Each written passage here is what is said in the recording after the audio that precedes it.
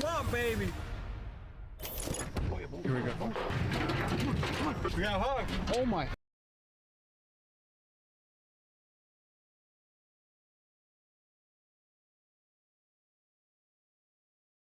Food on the table to survive. Today, we explore the dangerous sport of hog hunting. It's a sport that's dangerous to both the humans and the dogs. The wild hog is an extremely aggressive and dangerous animal. The agriculture gets devastated by these pigs. There's so many of them. Right. They're in people's yards. And they are terrible for the environment. If you don't them, they just breed and breed and breed and breed and breed and breed, and then they just expand. They can't be stopped. They can gore you with their tusks, and they roll deep in packs of up to 100 or 200 hogs. You've seen one hog, but then you see more and more, and then it's a whole family troop filing in. It's just really bizarre. Today we head to Seminole Land, and we go on a good old-fashioned Florida man adventure. This controversial sport can go into the wee hours of the morning. Really, I should say morning because it's 4:30 now. This sport is not for the faint of heart. Viewer discretion is advised.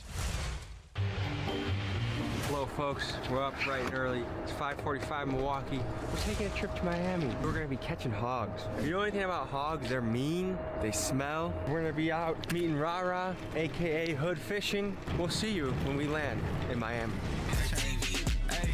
Remember back then they ain't give a fuck about me, but now they all do cause they know who I am. I used to hit the block like every day. I would go by a queue and bust it down the grams. How you doing, brother? It's an honor to meet you. What's up, man? Rara, aka Hood Fishing, has been taking the internet by storm with videos like this. Y'all know what time it is, man. It's your boy Hood Fishing Entertainment.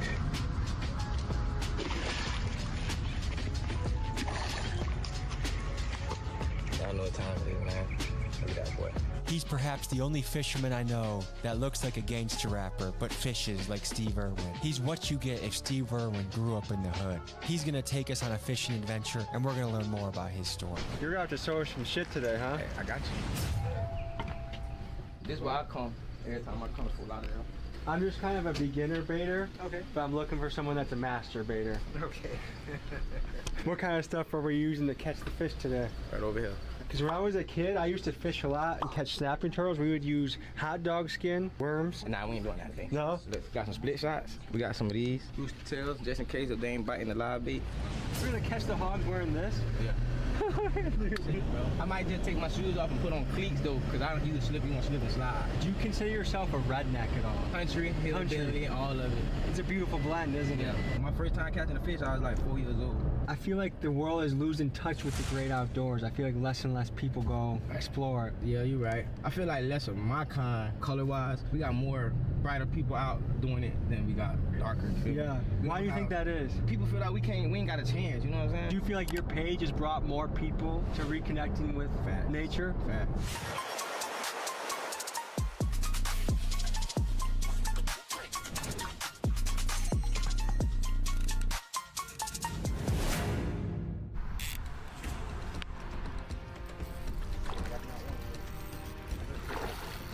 Wait, Mike. Syphilis. Sounds like a disease you get on your junk downstairs, you know what I mean? What else is in here? Largemouth bass, peacock bass, snakehead, eels. You ever bring a woman out on a date and fish with her? All the time. Have you ever been sunburnt in your life? No. I'm gonna show you what it looks like in about an hour. This is how you gotta do it. So you just wanna toss, but when you toss, don't let it sink.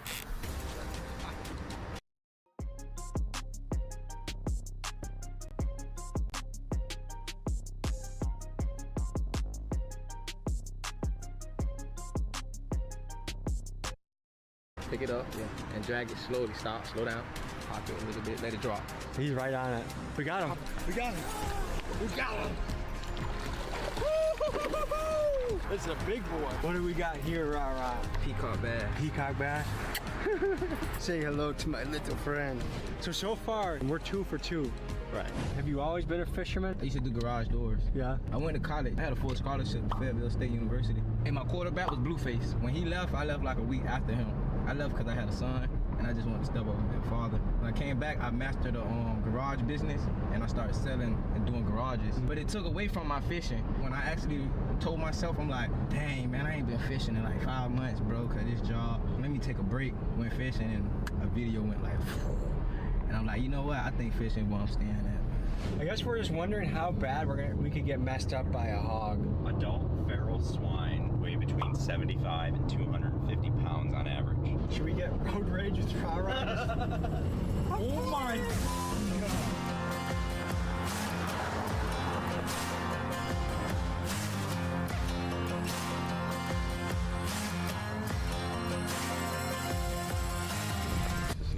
Everything good? Everything's good. Wow, you guys are ready to roll. Scared at all? No, I'm not scared, alright? I'm not scared. Yeah, I'm scared. What is all the collars on the dogs for? GPS? Protection. Most of them is for But why protection. 4 of them? This one with the antennas to track them. This one right here is for protection, and this one right here has our nameplates on them. So we're protecting their necks so they don't get bit. Well, not big. They don't get bit. They get Gored? like, yeah, by the tooth, they, like stabbed and stuff. Do we kill the hogs or do we just tie them up? No, what we do is we take them from over here and then we go to the relocate them. relocate. Are you like selling them to somebody? Or like what's No, the we process? let them go. We let them go. So just for the sport of catching them. And repopulate them back home. I appreciate you. Absolutely, my brother. Oh yeah. Thanks for the sub, gang. Big dog gotta eat. So how many guys have you met that catch hogs with grills and bling on? Only Hood. That's the dude right there. Yeah.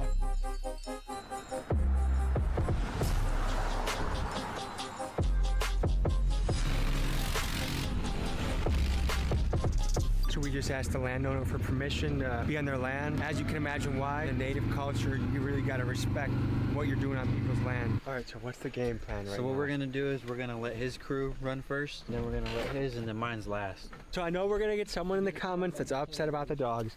These dogs live for this. Have you ever seen a working dog before? They love to work. Most city dogs are the unhappiest dogs you ever meet, and dogs like this that work are the happy ones. Did anyone want to chime in on that? That's a fact. They're our kids. Once we lose one of them to this type of hog hunting game, it hurts our hearts, but in the end, they're hog dogs and they're bred to do this, and it happens. Before we leave, let's all say a prayer. Dear Lord, please bless us on this night we go hunting. Please protect the dogs. Please protect us. Amen. Amen. Hit that sub, hit that sub.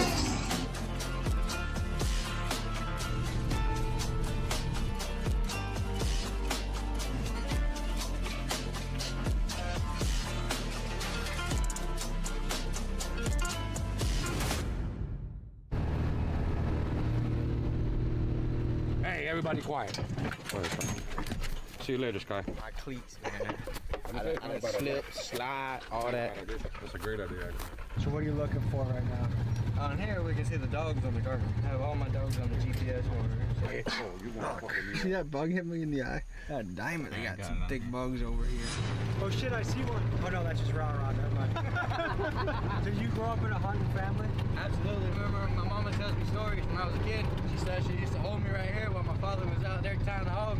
The same place we're hunting now, the same place my father and my mama used to hunt. Really? You ever have animal rights activists trying to blow you up, get mad at you? Not on the reservation, no. On the reservation, laws are a lot different. It seems people can just kind of do as they please a little bit more. Yeah, more say yes. Most of the time when we catch hogs in the cane, in the farming and property and stuff like that, we're not allowed to cut them loose because they're a nuisance. It's a kill on sight, right? Yes. Just like snakes. Well, not so much Just kill like on the sight, but we are allowed to take them out. They are a nuisance to Florida. God damn it. They How are. the am I supposed to my cousin with all these bugs hanging around? I already am. For you. Yeah, I love this dude. What makes hogs such a big issue here? There's just a nuisance. It's a feral animal. You see where we were just driving, it was all like bumpy and stuff like that. That's not a natural. That's all from hogs. Yeah, So they're devastating the land. correct. Not only pastures like this, but vegetables, corn, all types of shit. People like you didn't do this with things go to shit. Oh, fuck yeah, of It would course. be chaos. Yeah. Those are hog prints? Okay, on the left.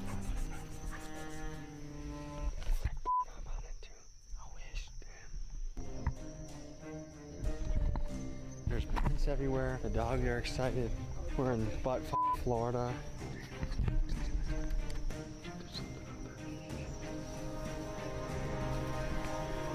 Oh my god. Gringo! Let's go! We saw a crazy monster armadillo out there. The bushes that were rustling, we're like, holy shit, what is it? What is it? Sometimes you go for a hog and you just don't see hogs. We're on the brink of exhaustion. But we're here to catch a hog. And to catch a hog, we will. We'll see in the sugarcane field.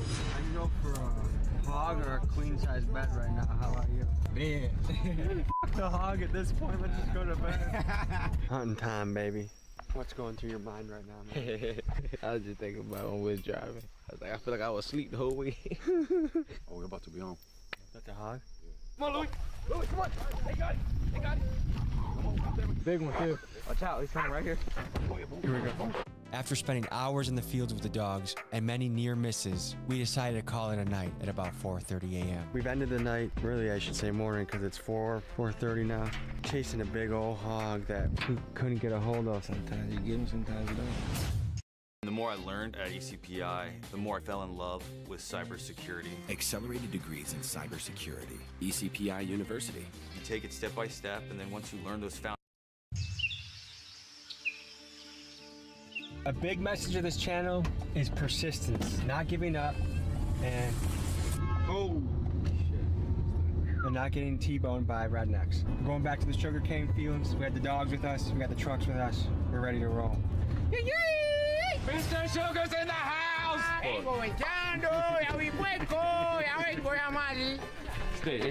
Tommy. Billy. Billy. Miguel, nice to meet you. Nice to meet you, man. Billy. Billy. What's up, my nigga? What's up, my nigga? What's up, my nigga? I'll tell you your shirt. Hold on. Billy, how long you been hog hunting for? Yo no hablo mucho inglés, Sere. ¿Cuántos años está casado los puercos? 2007. ¿Qué te gusta sobre el deporte? Muchacho, coger los cochinos, que los perros busquen y coger los cochinos, eso sí me encanta. Ya que tú veas ahora cuando vamos arriba los cochinos, que tú veas. Sí, vamos para arriba de esto ahora mismo, lo que no puedo sacar el cuerpo en la cámara, Alexander. Que si saco el cuerpo en la cámara, tú sabes que las ladies se ponen para mí. Noche, ¿sí? Hay un grande Sere, mira eso, Sere. ¿Y vos tú no me llamaste, Chicho? Es más grande que mi abuela. ¿Es un deporte peligroso? Sí, sí. ¿Los perros les gusta cazar? Sí. Describe esto, por favor. Esta perra, los perros todos nosotros, lo único que saben es cazar, la verdad. Cazar nada más, no hacen más nada que cazar. ¿Qué es tu relación con tus perros? Son como mi familia. Would you say that hog hunting is a dangerous sport? Absolutely. Yeah? Absolutely. More than you can actually imagine. What's the most dangerous situation you've been in? And the next thing you know, the hog comes from literally from mid to the tree, comes right in between my legs and picks me up off my feet and puts a hole in my pants. Those are the pants you were wearing? Yep. You showed us the video of that, right? Yep. Is it fair to say the dogs are happiest when hunting? Absolutely. My dogs love it. How old were you when you started hog hunting? About 8. And what would you say your relationship with your dogs are? What do your dogs mean to you? My dogs are my world, man. I mean, if it wasn't for them, we wouldn't be catching nothing, you know what I'm saying? Mm-hmm. They're my kids. Is this your favorite thing in the world? Yes, sir. Yeah? It's better than sex? They're right there beside each other. Okay, good. Alex, what do your dogs mean to you? Man, they're family, bro. I see you got Negrito tattooed on your finger. Who's that? That's a dog that I lost, one of my hunting dogs, and I got Nino, a catch dog I had that I lost. Hopefully I never have to fill up the rest of my fingers, but yeah, with time I guess you will. What do you got here? That's old skull right there. How big of a hog is this from? 250 pounds. That's a big hog, isn't it? Yeah. I'm gonna be kind of scared if this thing is running at me. Where do we grab it? You grab it on the back legs. And you pick it up? Yeah. I'm not doing it, you're doing it. Oh, no. Have you guys ever drank Cuban coffee? What makes it Cuban? Oh, Is there cocaine in there? basically a liquid cocaine. How much caffeine is in there? 0.375, I don't fucking know. Es fuerte? Es muy fuerte. Now you're gonna interview like a motherfucker now. You're gonna interview the tree. As we were driving out to the sugarcane fields, some of the loose dogs jumped off the truck to get a hog. Randy followed in hot pursuit. This is what happened next. What was that? We got a hog. Oh my fucking god. Give me a rope. Give me a rope, bro. Look in the bag, look at my bag. Junkie. Damn, dog. What do you do with this hog now that you catch it? We gotta remove him. Am I soft to say that I kind of feel bad for the hog right now? Oh, you need to feel bad for me because I let this go right here. We're gonna all run. So did this hog get killed or is it taken to another piece of land? Why do you go through all this trouble to let it live? Repopulate the places that don't got the hogs, like on the Seminole Reservation, and Panthers. So what I do, I come out to the sugarcane, hunt them, send them back home. For in the future, one day, my son, him, tribal member, my nephew, they hunt them. They hit my truck. Hold on, go.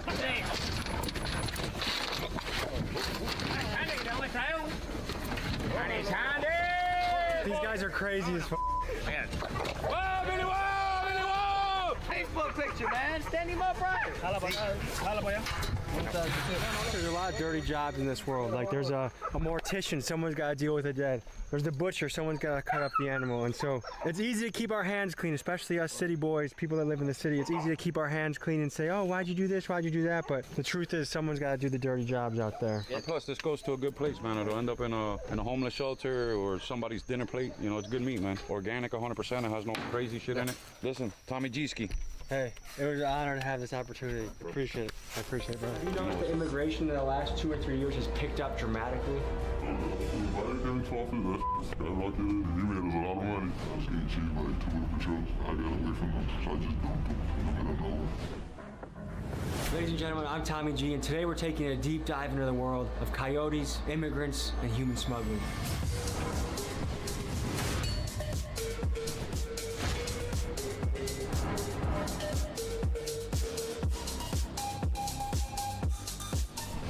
Coming down, and I'm pretty sure you're aware of that. How long do you see yourself doing this? All my life.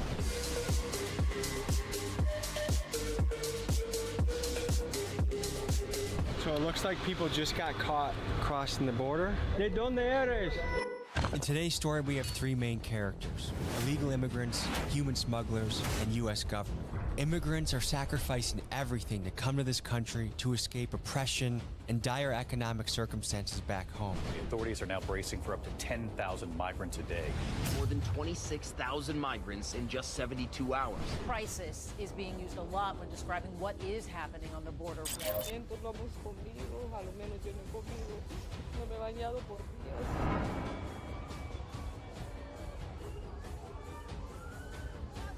The human smugglers see an opportunity to make thousands and thousands of dollars while evading law enforcement in America.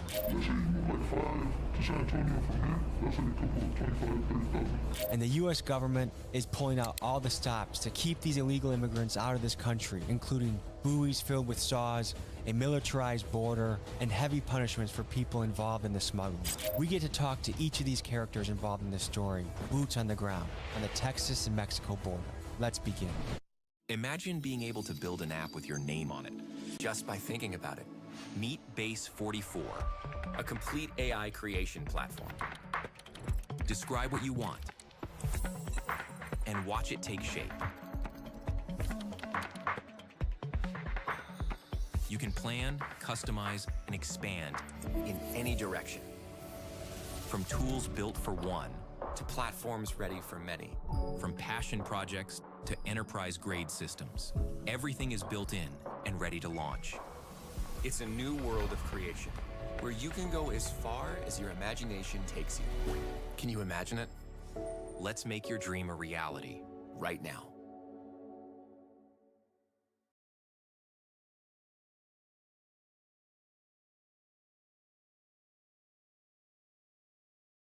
Step into Wix Studio and turn your blank canvas into a creative playground. Pre-designed assets and templates don't just inspire, they bring sites to life faster. Drag a section, drop any button, and watch as they adapt across devices. Now, make them yours. Remix, reshape, and edit until every element lines up with your vision. Step into a world of inspiration. Step into your studio.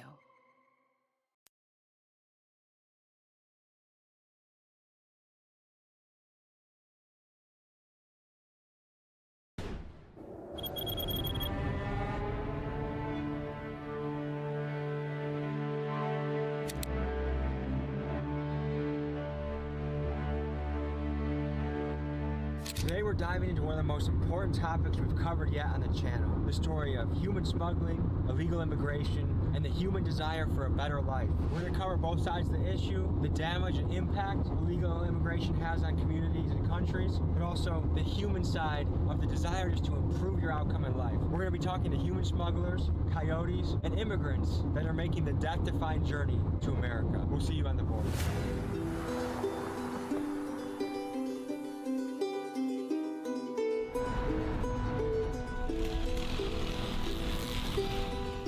So what is it like seeing these walls be constructed in your town? Surprising, bro. Like, you live here your whole life without this fence being here, and then like shit's getting a little more serious around here. This looks like a holding station for when they There's probably 15, 20, maybe 30 law enforcement vehicles here. We're in Texas, and they brought a whole lot of Florida state troopers out here. They're calling backup. Yeah, the whole city's like, Florida, what the hell are they doing here? But it's just that bad, bro. You guys can only film in that area. This area. Were there any signs? I didn't see.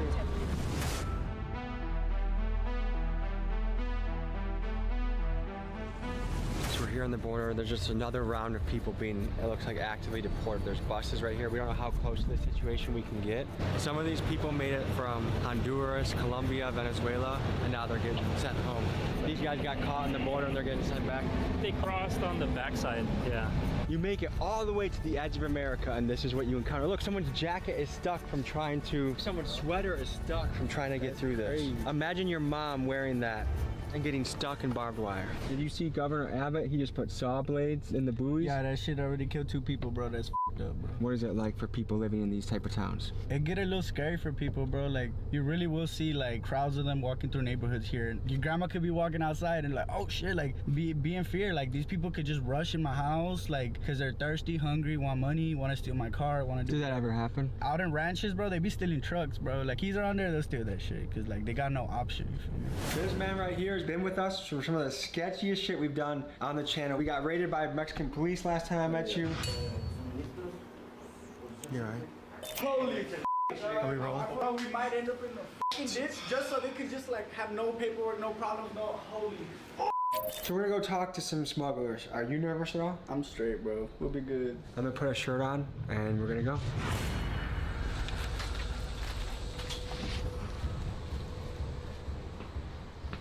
You put heads here.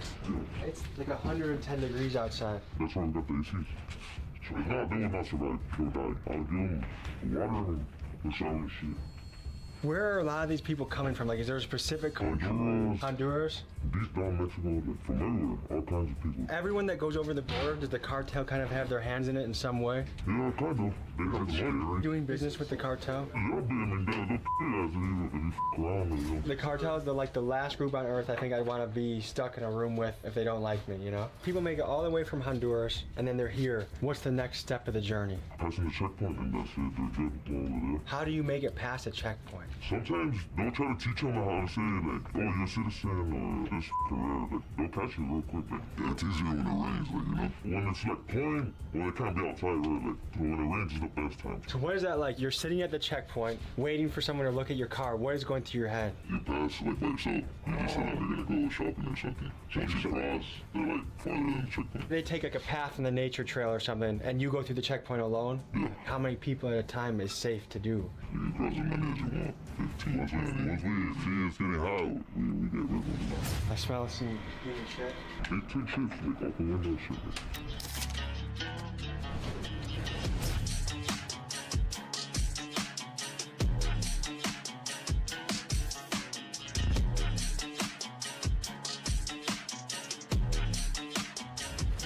How long does the journey usually take for people? What are the risks involved with doing this? I heard a story of a guy who was driving a 18-wheeler with like 100 people in it and didn't get paid. So he just pieced out, left the people in the van. Like, tell me a crazy story that has happened while doing this, or like a risky situation you've gotten into while doing this. One time I was in my car, I was getting chased by 2 patrols. I got away from them, so I just dumped them.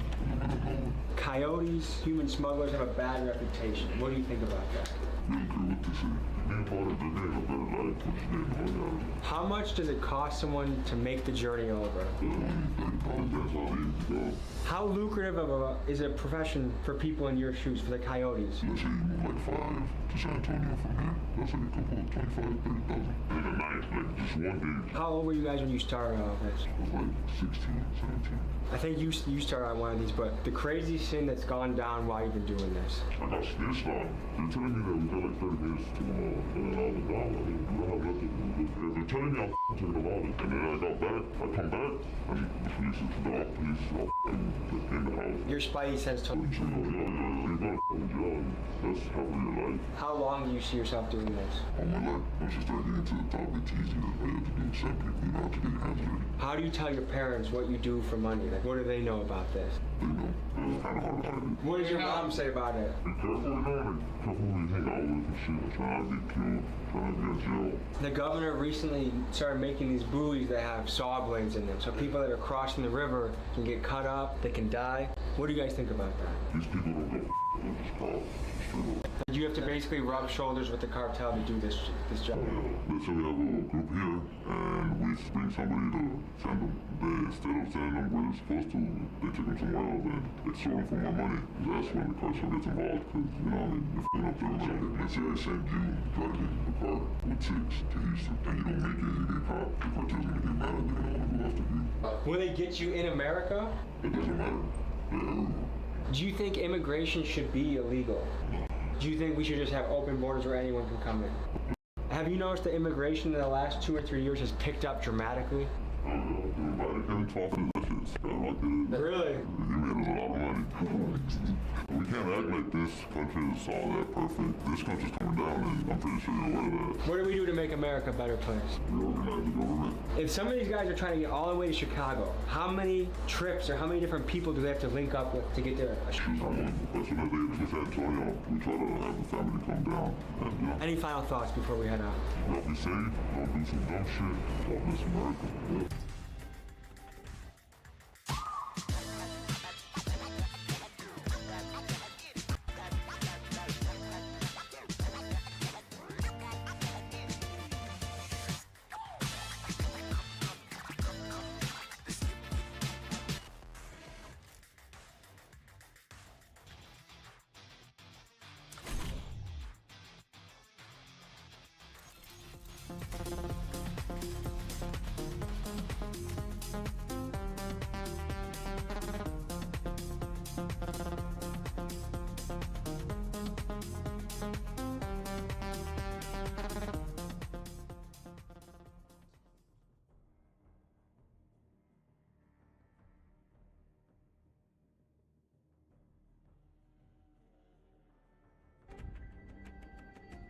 As we stopped to get gas, we noticed Border Patrol also getting gas too. We decided to try and talk to them. This is what happened. In the last 2 or 3 years, the border has been in crisis. Is that accurate to say? It has.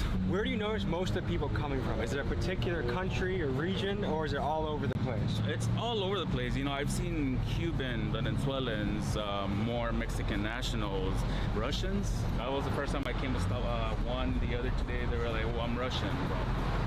No. A lot of times these people, their families are working hard to give them money to come over here, and they view this as the land of opportunity. Do you think their mind changes once they get here, or do they believe, or once they cross the border, it's like this is the American dream? I truly believe that they think that once they cross here, they're free. And they are, because they do get to stay here. But ever since Title 42 came in, it's like some get sent back. And what's Title 42? Title 42 just means the Mexican nationals, Hondurans, and if I'm not mistaken, Venezuelans getting sent back, deported. Before that Title 42 came into effect, they were all to stay here.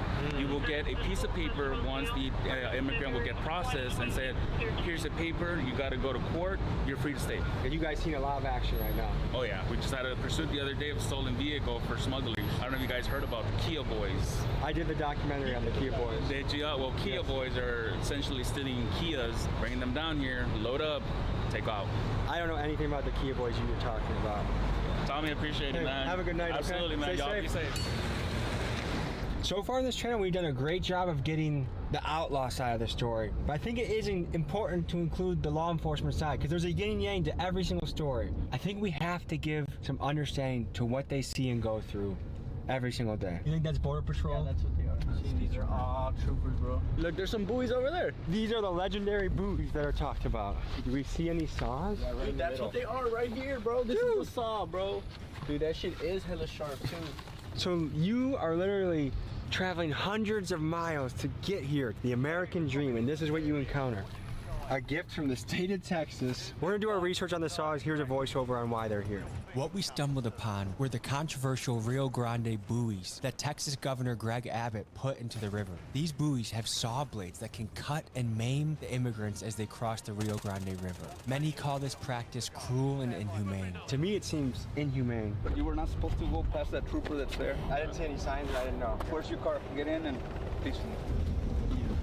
I was told that this area is open to the public now. The orders may have changed. For sure. So he's gonna get the clarification from the higher ups. If it is open, you guys are welcome to film. Good? Okay. Are people right there? I think so. Oh my yeah, gosh, yeah. people just got caught. So it looks like people just got caught crossing the border. ¿De dónde eres? Venezuela. I'm from Colombia. Okay. ¿Por qué sales tu país a venir aquí? Venimos pidiendo ayuda. ¿Qué tipo de problemas tenían allá? En mi caso, la guerrilla, los parascos, ¿Mucho narcos. narcotráfico allá? Sí. ¿Los costó dinero? No, nada, venimos con lo poco que tenemos. ¿Cuántas semanas o meses tardaron para llegar? Un mes, por ahí más o menos. ¿Qué ha ocurrido con él? Él no puede ver. Sí, él sí ve, pero tiene problemas. Me quitaron el reloj, me quitaron lo poquito de dinero que traía. ¿Quién robarte? México nos quitó. Over and over again from the immigrants, we heard that the hardest part of their journey was dealing with the Mexican police, who were beating them and robbing them at every turn. And by far the scariest thing about getting deported back to Mexico was the idea of having to escape and evade the Mexican police again. ¿De dónde eres? Venezuela. Colombia. Ecuador. Hondureños nosotros.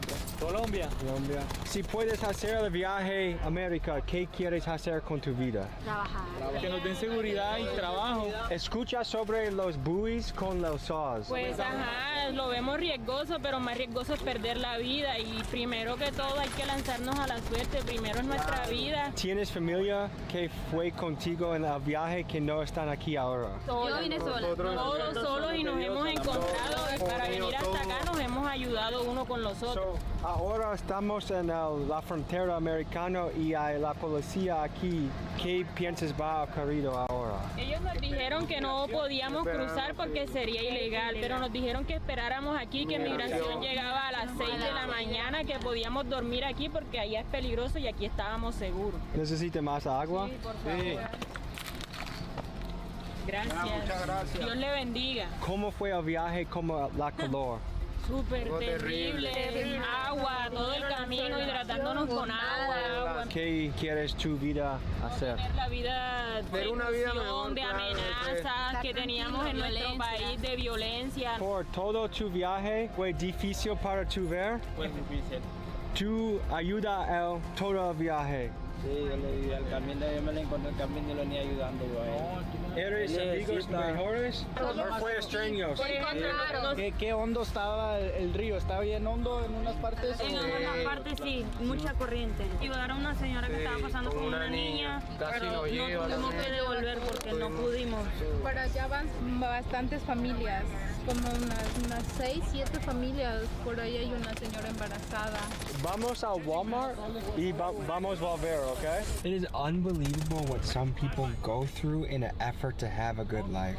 If this isn't a f***ing reminder of what to appreciate in your own life, I don't know what is. Yeah, it's crazy. Like, just a fence can the whole world of difference. Hey, wearing all this bling, that's the obvious sign of the transporter.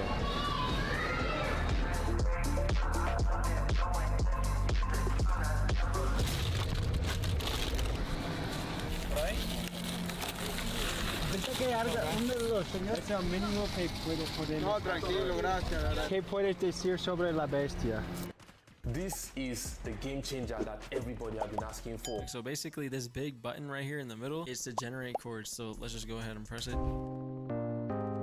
Ooh. That's fire. Bruh. Try again. Look at that. Whoa! What was that animation? I've never seen that animation before.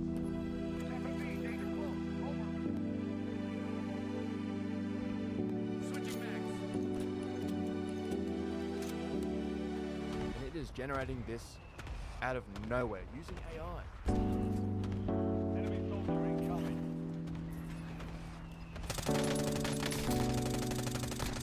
So it's that easy to create an amazing chord progression. Okay, so today we're going to be checking out Unison's new plugin called the Chord Genie. I'm going to show you this new AI-powered plugin that generates chords for you. I'm not the best at like playing the chords and all of that. When it comes to making the beat, I'm looking for loops, chord generators, 808 generators, all all kind of dope stuff, man. So Unison makes it easy for people like me. You got the Genie right here. You got your chords. You can choose any chord you want, from minor to major. Then if it's gonna be for 8 bars, play button, drag and drop MIDI, and a download button. It is AI powered. It has endless possibilities. Everything can be generated with just one click. And if you're already a keyboard player, you can use this also just to get some ideas, and you can just adjust it on your own afterwards. All you do is click the button, boom, it's gonna generate a chord progression. Let's listen to some of these.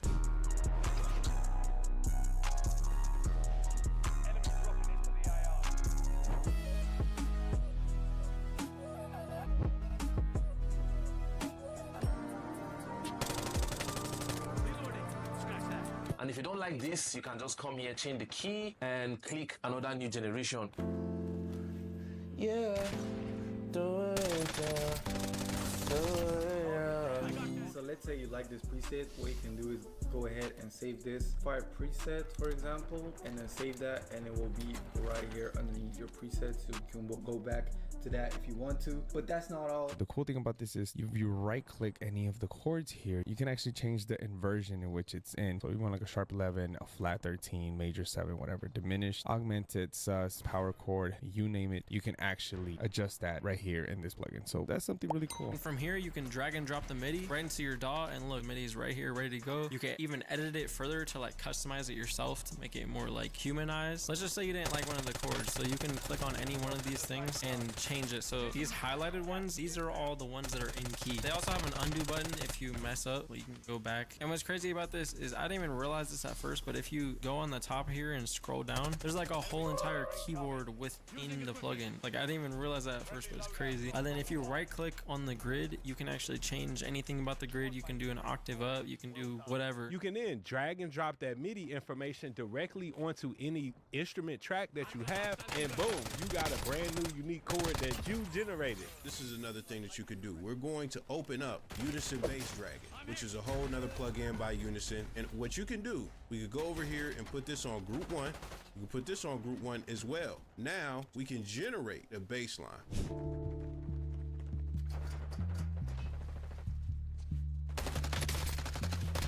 Loading fresh mag. Back on mission.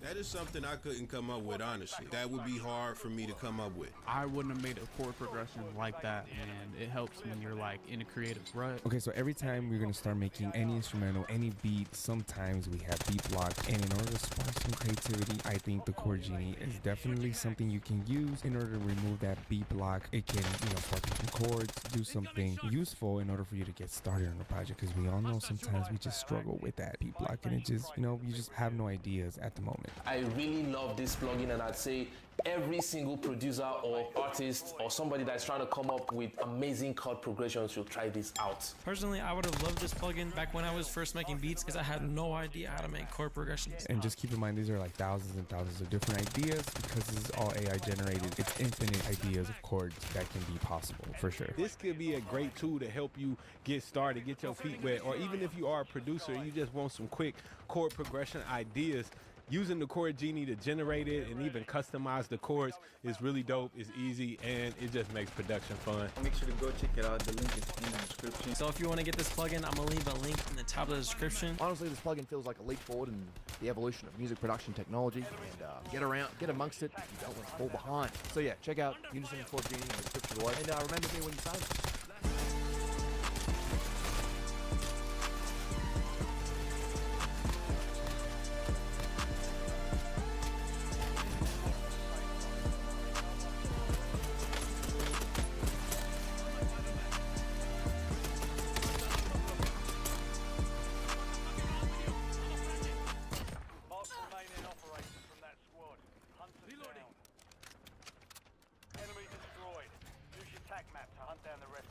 I was the U.S. Marshal for 8 years. Police captain of 35 years. 40 years. 45 years. As officers, we risk a lot. We put our communities above ourselves. So when they attack one of our own, yeah, we get a little ticked off. Abigail Spanberger is from a military and law enforcement family. She went after child abusers and predators. They can't tear down a lifetime of service with a 30-second ad. Not on our watch. Abigail Spanberger stands for safety and security. And we stand with her. Spanberger for governor. Service, Country, Commonwealth.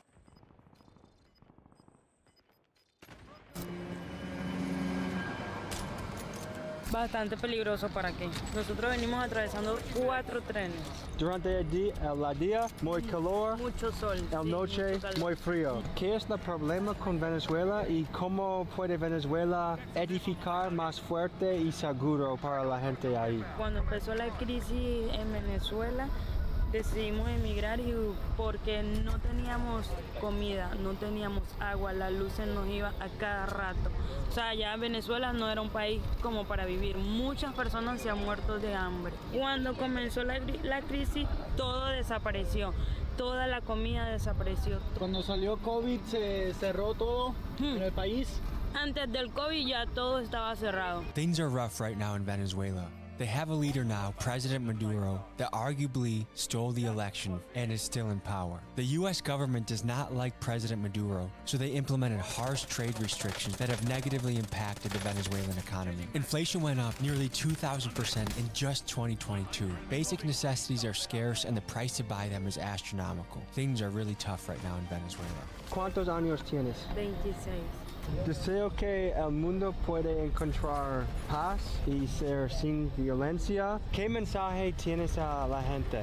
Nosotros los migrantes tenemos un Dios poderoso que sabemos que nos va a ayudar. Para adelante.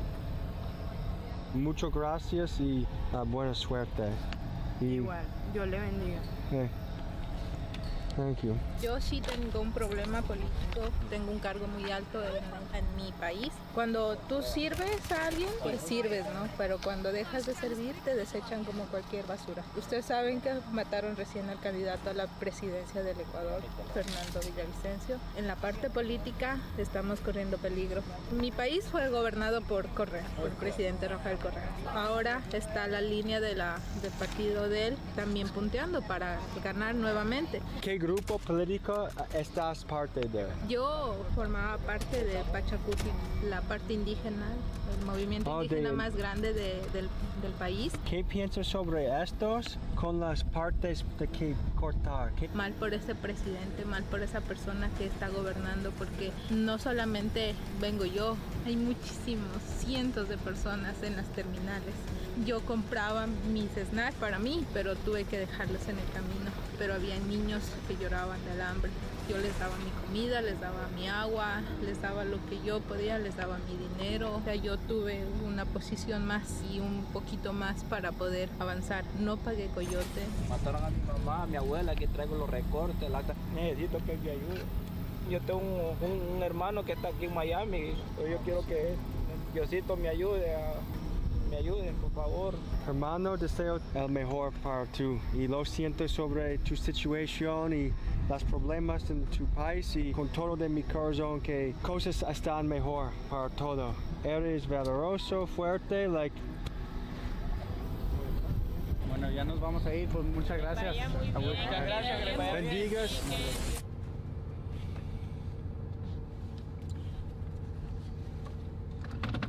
I don't really have any words right now. Americans, let this be a reminder to never bitch about anything again. Anything I have to complain about absolutely pales in comparison to the story we just heard today. We're living a life that people will literally die to have. I hope this story puts it in perspective for us. Our gratitude for this country, how we feel about this country. Let this be encouragement to you and motivation to you. To whatever you do, work very hard. Whether you're a bricklayer, or a plumber, or a coder, an engineer, professor, whatever it is, do your part. We'll see you guys next week. A warning tonight about the deadly dangers of so-called subway surfing in New York City. Yesterday, an 11-year-old boy died trying to surf a subway car. Code Sight smarter with fewer plugins and more control on Wix Studio. Develop locally on your preferred platform or online in our VS Code-based Wix IDE. Either way, you're working side by side with designers, creating together in real time. Ship faster with an AI assistant, your dev co-pilot for generating, troubleshooting, and deploying code, built and trained specifically on Wix Studio. Build apps faster on Wix Blocks with integrated AI. Generate or write your own code. Reuse your work or monetize it in the marketplace. From front end to back end, leverage out-of-the-box solutions like CMS, bookings, and e-com.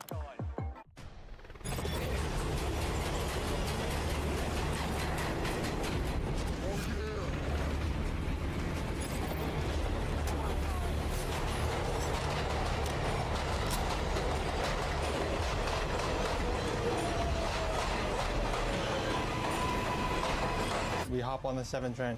I was like, this is the 7, this is a train line that I've never surfed before. So I'm gonna take the chance to surf it right now. There's this little metal beam lined up at the entrance of the stop that was like in perfect correlation with my head. I was like, yo, Terrell, look at this shit, it's crazy. Hope you ain't doing no dumb like this. He was like, nah, hell no, I don't do no stupid like that. And come to find out, like, he might have even been in that video. No surfing or riding outside of trains under any circumstances. Social media is not worth your life.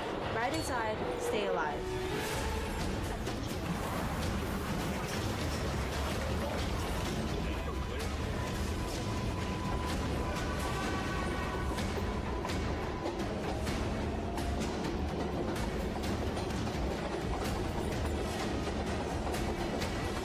Get these guys and get out of here? Let's go. Growing up younger, I didn't really get treated with like any respect or like love. Just made me become who I am.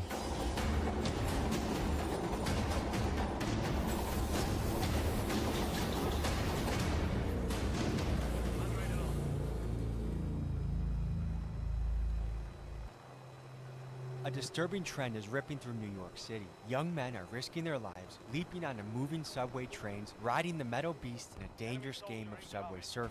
Reckless behavior amongst the youth is not new. It's been a part of history for millennia, but this story has a modern twist. Much like the viral Kia Boy phenomenon, the rise of subway surfing can be directly traced to social media, where the pursuit of fleeting fame drives young men to risky extremes. But these brief moments of internet glory can come at a devastating cost. The harsh reality is that some New York families will never see their sons again because of this deadly trend. Warning, what you see in this video should not be replicated in any manner.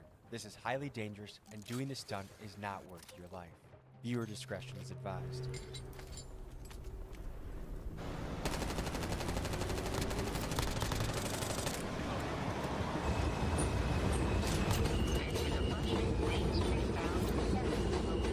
We're here at Court Square Station to cover a very serious, interesting, and controversial story. There's these subway surfing kids. They hop up on this train right here, and it might be the last thing they ever do. Are you guys aware that there's kids that ride this subway, that surf it? Have you ever heard of those kids? Well, yeah. What would you want to tell those kids if you could? Stop doing that. Think about your life. Yeah, your life is more important. You got a long life to live. What would you do if your son was caught doing that? Oh my God. I might have to strangle him. Another one just died on the train. When did that happen? Earlier today on the F train. A little kid riding on the train coming from school. An 11-year-old boy from Brooklyn fell off the train and onto the tracks after pulling the dangerous stunt. The boy was on the roof, subway surfing, on top of a G train in Park Slope, Brooklyn, bound for Queens. What is it about young men you think that are just willing to do this? You see people doing it on the TikTok, then everybody want to follow it. Don't follow these other videos just for views that you go Bible. Nah, your life comes first. Don't compromise quality insurance for savings or your time for this ad. Hit that skip button. Or don't and watch me skip. Switching mags.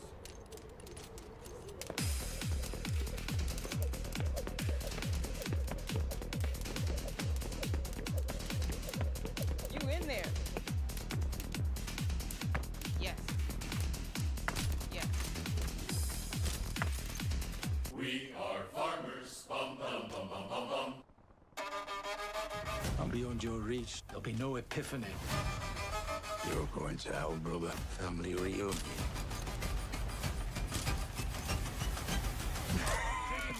Anemone. Langolene Peters. How are you? Everything's good right now. Okay. I was talking to a couple on the way here. They said a kid died on the F train today. That did just happen, literally this morning. 10:15 this morning, some kid cut class, went on the F train, near 4th Ave 9th. There's a bridge, and when someone's inexperienced and they don't think about that shit, they'll do it, they don't think about that. And as a result, they can't get down time. He probably hit the bridge and fell under, and that was it for him. How risky would you rate this behavior? I would say it's very risky nowadays, especially with the abundance of social media and everyone doing it. Back when I was doing this stuff, it was not that bad. To all the viewers back home, I would say this. No amount of likes or views or follows is ever worth you risking your life.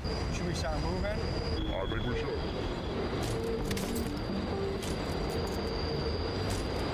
No surfing or riding outside of trains under any circumstances. Ride inside, stay alive. So you'll see that like every 5 to 10 minutes. You'll see it in the stations, you'll hear it on the trains. On a line like this, they play it so often, you can't go one commute without hearing it. This campaign, where they're playing all the announcements, it's literally fueling the fire, in my opinion. The mayor thinks he's doing a good job spreading awareness about it, but in reality, kids will see that, they'll look up subway surfing on Instagram, and they'll literally just hop on top of the train because they see people are discouraging it. But at the same time, Instagram, TikTok, YouTube, they're all encouraging it. They'll just get on top, think it's cool, maybe not think of the consequences, and one wrong move and it's it for them.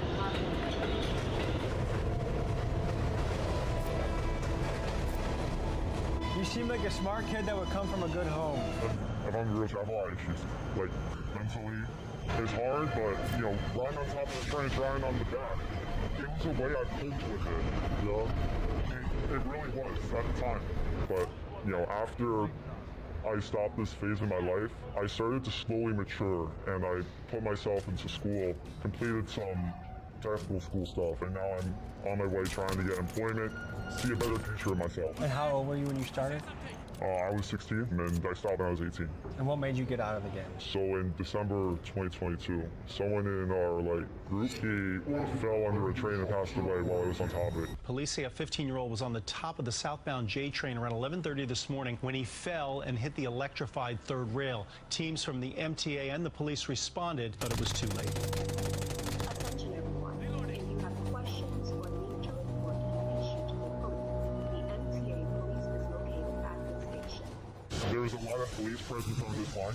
Back then, when I was doing it on this line, you could pretty much get away with it whenever, like I could go up and down the whole line, surf, back, top, do anything I wanted, and not have any repercussions for it. But because it's gotten so popular, the police see it on social media, police officers will be stationed on this line, preferably at the end of platforms a lot more often to catch kids if they're on the back or if they're riding on top of the train, they'll hold it.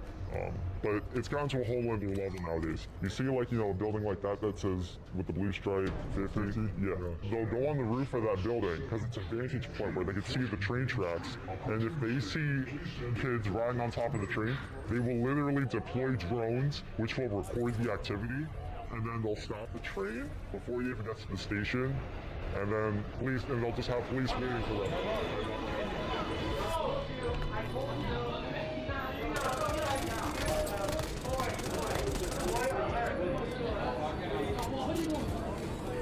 There was just one right here.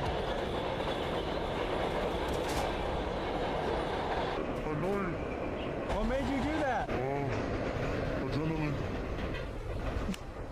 You have the adrenaline shakes right now, huh? A little. Yeah? You did it with Crocs too, huh? Yeah. Crocs, anything, doesn't matter to me. Can I tell you something? This morning, a kid died doing this. Do you hear that? I don't have a phone, I haven't been really updated. What does that make you think? It hurts to see, like, other people that I know die from doing this. Like, it's really stupid. Why'd you do it then? Growing up younger, I didn't really get treated with like, any respect or like love.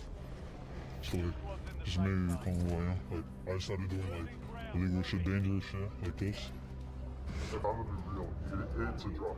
It's literally a drug. You can't stop. I was doing this 2021, 2022. I just tried to bring myself up, put myself in a better spot than I was in before. And I really hope at some point, you know, you'll learn, you'll mature, and you'll figure out what you want to do with yourself. For my age, I've matured, but there's still some things that just affected me when I was younger, which makes me who I am right now. I also was abused when I was younger, by both mom and dad. If the ride home goes wrong, what would you want? What message do you have for your mom, or what would you want her to know? I just wanted to know what I felt before. To take into account what she did was wrong. That's really much though. I still love her. Like a kind of a big brother, I just say like, think about your future. That you bring a lot of value to the world, and you can bring a lot of value to the world. So that would be very sad to hear something happening to you from this.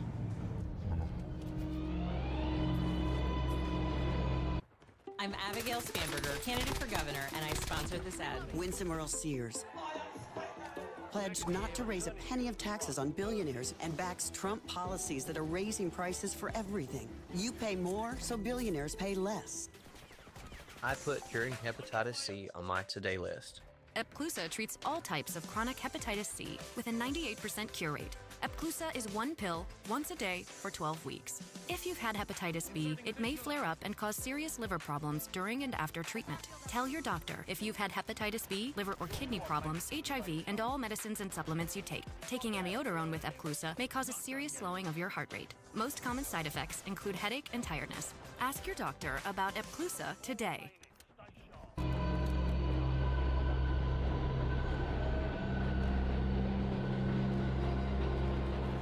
All right, let's keep this moving. There's different groups to this shit, and people have beef with one another, so it's just a part of it. The last kid said that a lot of these kids carry knives, the Subway Surfers. Kids stay strapped sometimes with knives. I saw one video of a kid whipping out a gun on top of the train. It was... To a lot of these kids are armed and dangerous in a way. In a way, yes. There is a Manhattan bound local 7 train to.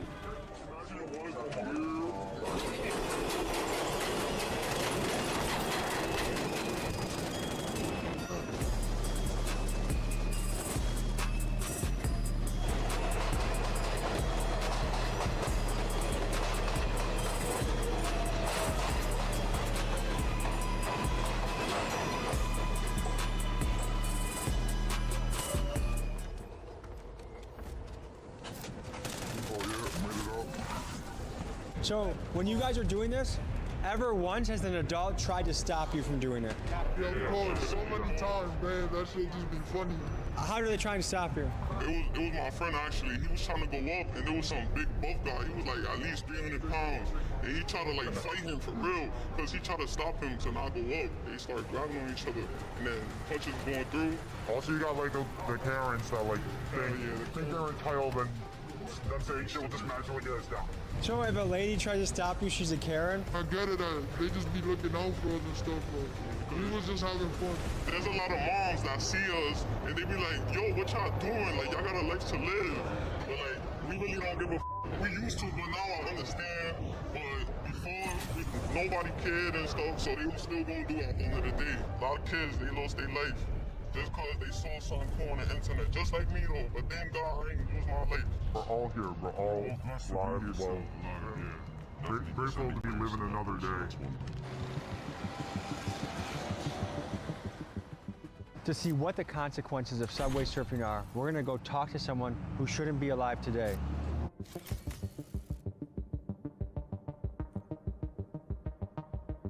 All right, nice to meet you. Tommy. Nice to meet you, man. How are you? Great to meet you. June 23rd, 2022. I get some of my friends. We go on the train. We go to the Tangram Mall in Flushing, Queens. We initially go to see a movie.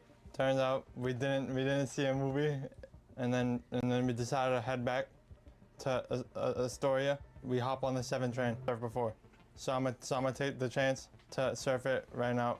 Might as well. And then I climbed up. But I'm sitting there, and then there's this little beam, this little metal beam lined up at the entrance of the stop.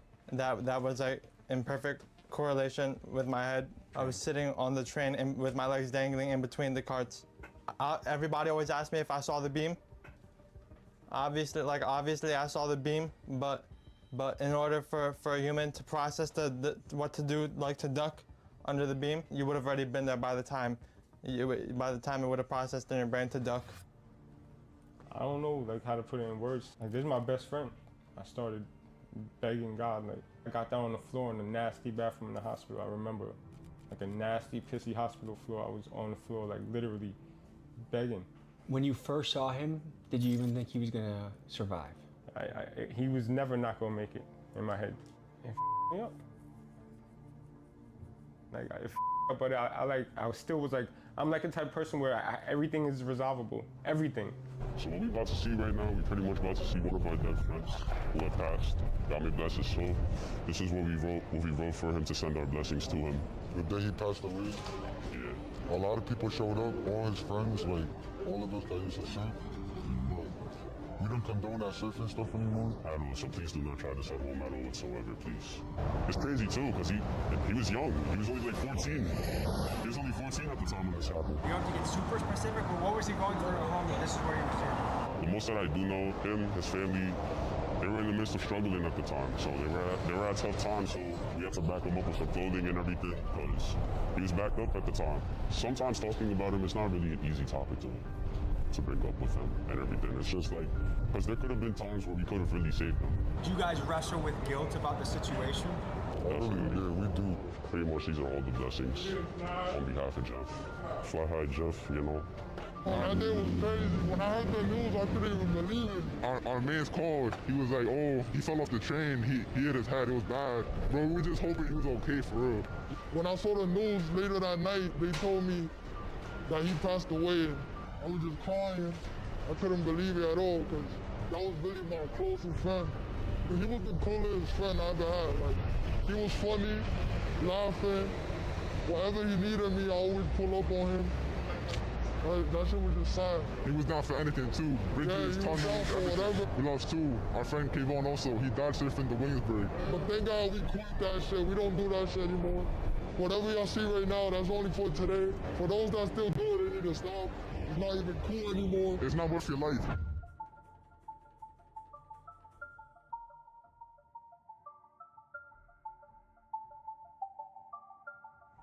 Okay, so they said they're gonna go on a run. I'm gonna follow them under the train. I'm obviously gonna stay in the train.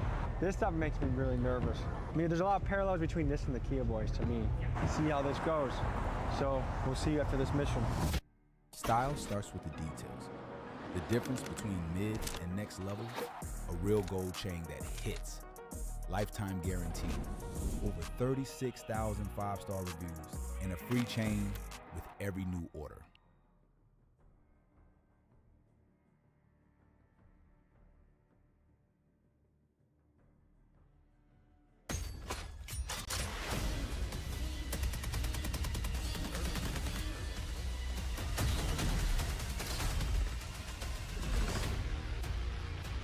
Pre-order now and get early access to the open beta.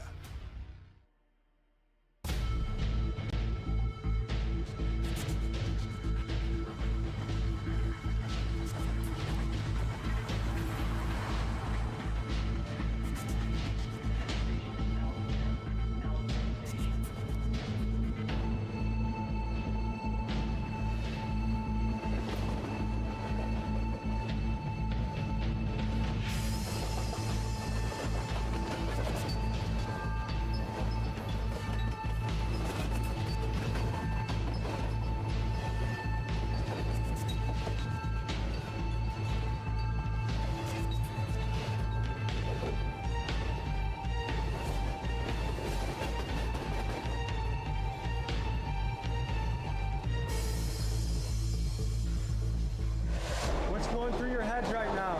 Right now, a lot right now. A lot of good things, definitely. It was beautiful just now. Just being on top of there, it looked beautiful from that sunset, definitely. What influenced you starting this in the first place? I had a past family member of mine who did it at one point, and I kind of picked it up from him, technically speaking. Can we get these guys and get out of here? Can we get out of here? Let's go. We're just worried about the cost. We're not gonna get, arrested. We 18 and shit. Definitely. Central bookings is not pretty. Being in a jail cell is definitely not pretty. Seen a lot of shit there. Have you guys gotten locked up or doing this before? Yeah, I have. You have? I've been locked up. I only got locked up once just for surf. We were surfing like in Brooklyn, you know? And, you know, we got caught up because, you know, there was cops at the station. We tried to, like, get low. I ran on the tracks. But you see, like, the cops is at the next station just waiting for us. And then they tackled us. Some guy tried to tase me.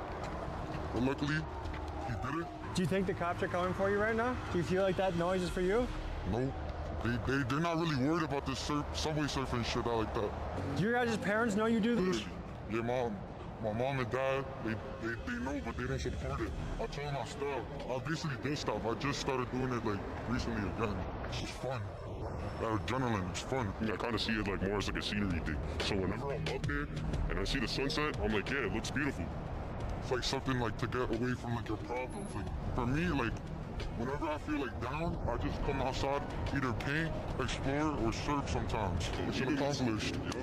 With this specific situation, is high risk and no reward.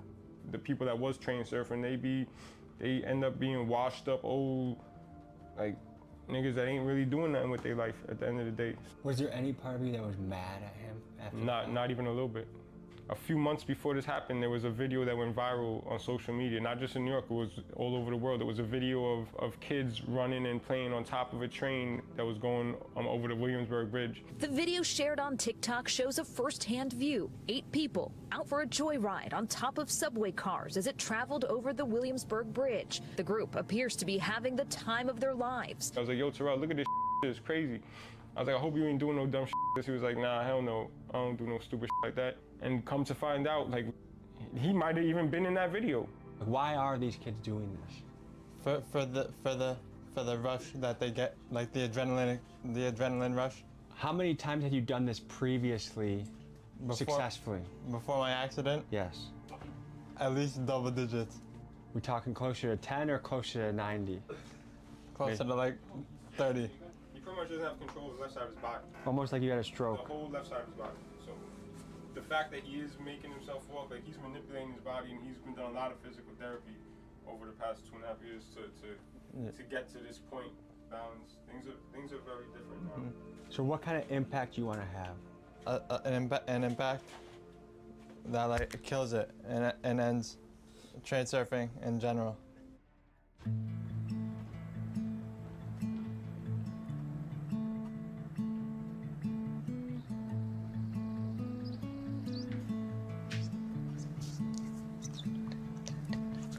Luis Fernando, ya levántate. Con cuidado. Ándale, mi amor. Ahorita las vemos.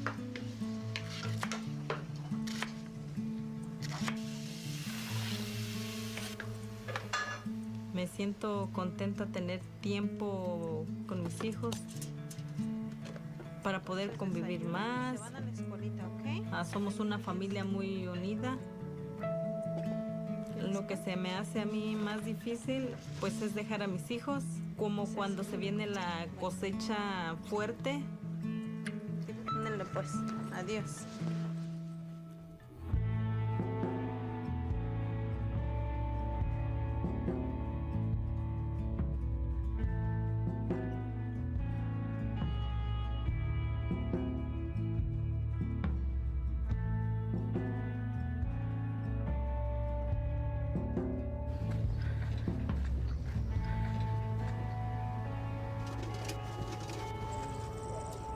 Buenos días y feliz Día de las Madres, compañeros.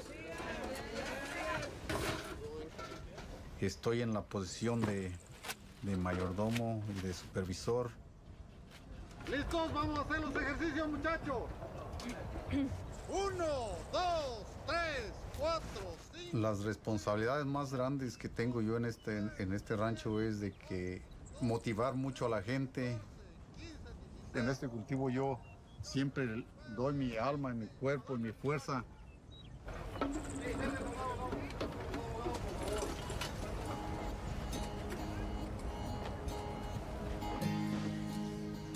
Pues sí, es un sacrificio a venir a trabajar y dejar a nuestros hijos. Entonces viene uno a echarle ganas para darles un mejor futuro a ellos, para darles una mejor calidad de vida.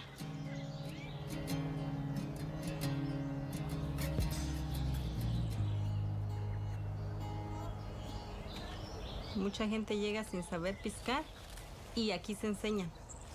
Debe uno de saber, porque se ocupa un poquito de presión para sacar la fruta.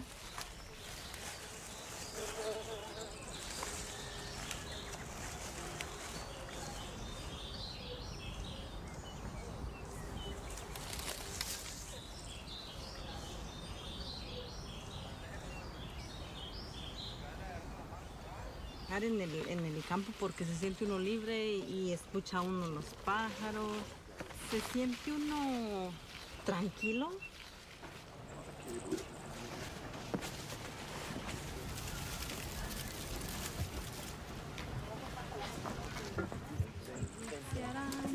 Tejió la telaraña, vino la lluvia y se la llevó, sale el sol. Yo relaciono las plantas con mis hijos como si fueran igual, los cuidas, los alimentas, les das su agua y pues verlos crecer, verlos dar sus frutos. Yo estoy feliz en mi vida porque tengo a mis hijos, estoy con mi esposo que me apoya mucho. Ella era pescadora de mi cuadrilla. La empecé a tratar, a conocerla. Fue muy bonito, me sentí alegre, contento. Siempre nos hemos respetado. Me siento a gusto porque pues aquí nos estamos viendo todos los días. Igual en la casa.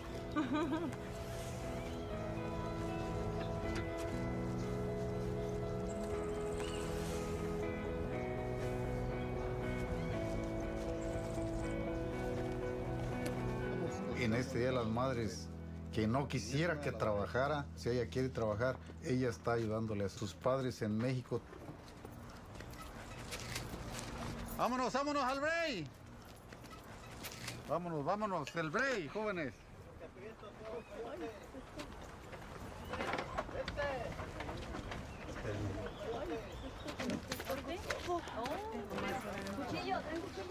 Pues muchas gracias a todas las madres. Gracias por ese apoyo que nos dan. Son incansables en esta labor. Muchas gracias de todo corazón.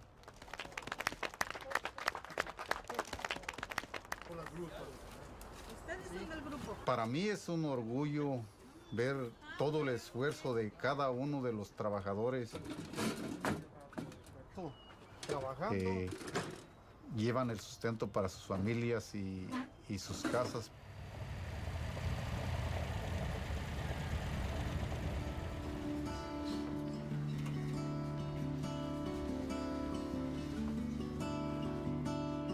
Hola, ya llegamos. Hola, ya niños. venimos. Mamacita. Feliz Día de las Madres. Gracias. ¿Cómo te fue en la escuela, princesa? ¿Bien? Gracias. Bueno, niña. Gracias, niña. Mi mamá es mi vida, muy hermosa, siempre me cuida bien, trabajadora, la amo más cada día y cocina muy rico. Gracias. Muchas gracias. Ya llegando aquí se nos quita todo porque ellos ya nos están esperando aquí y pues con tantos abrazos y tantos besos se nos olvida todo. El cansancio, el estrés del trabajo. Es maravilloso. Cada que llegamos a la mesa no tenemos nada de cansancio, estamos contentos de estar reunidos nuevamente. Ay, ese bebé.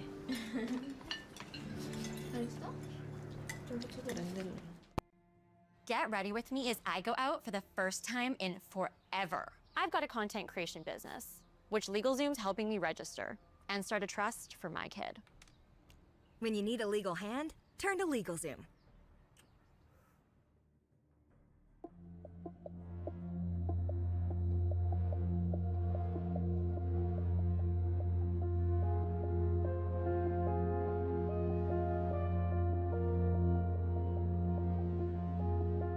So these are kids right here. What do you think about that? Rather dangerous.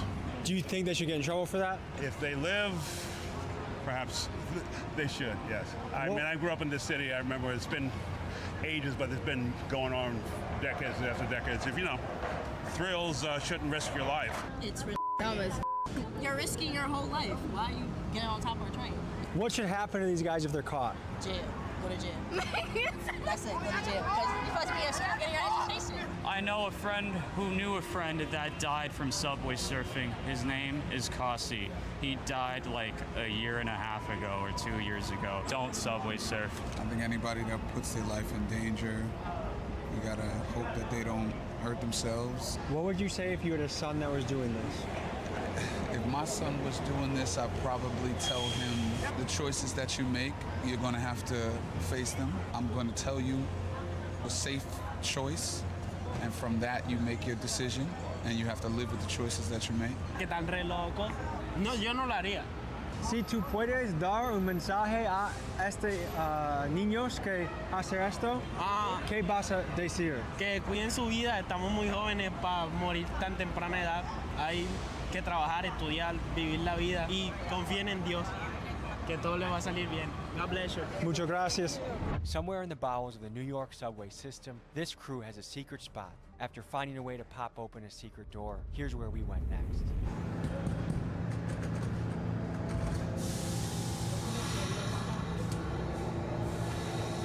Let's journey into the bowels of New York.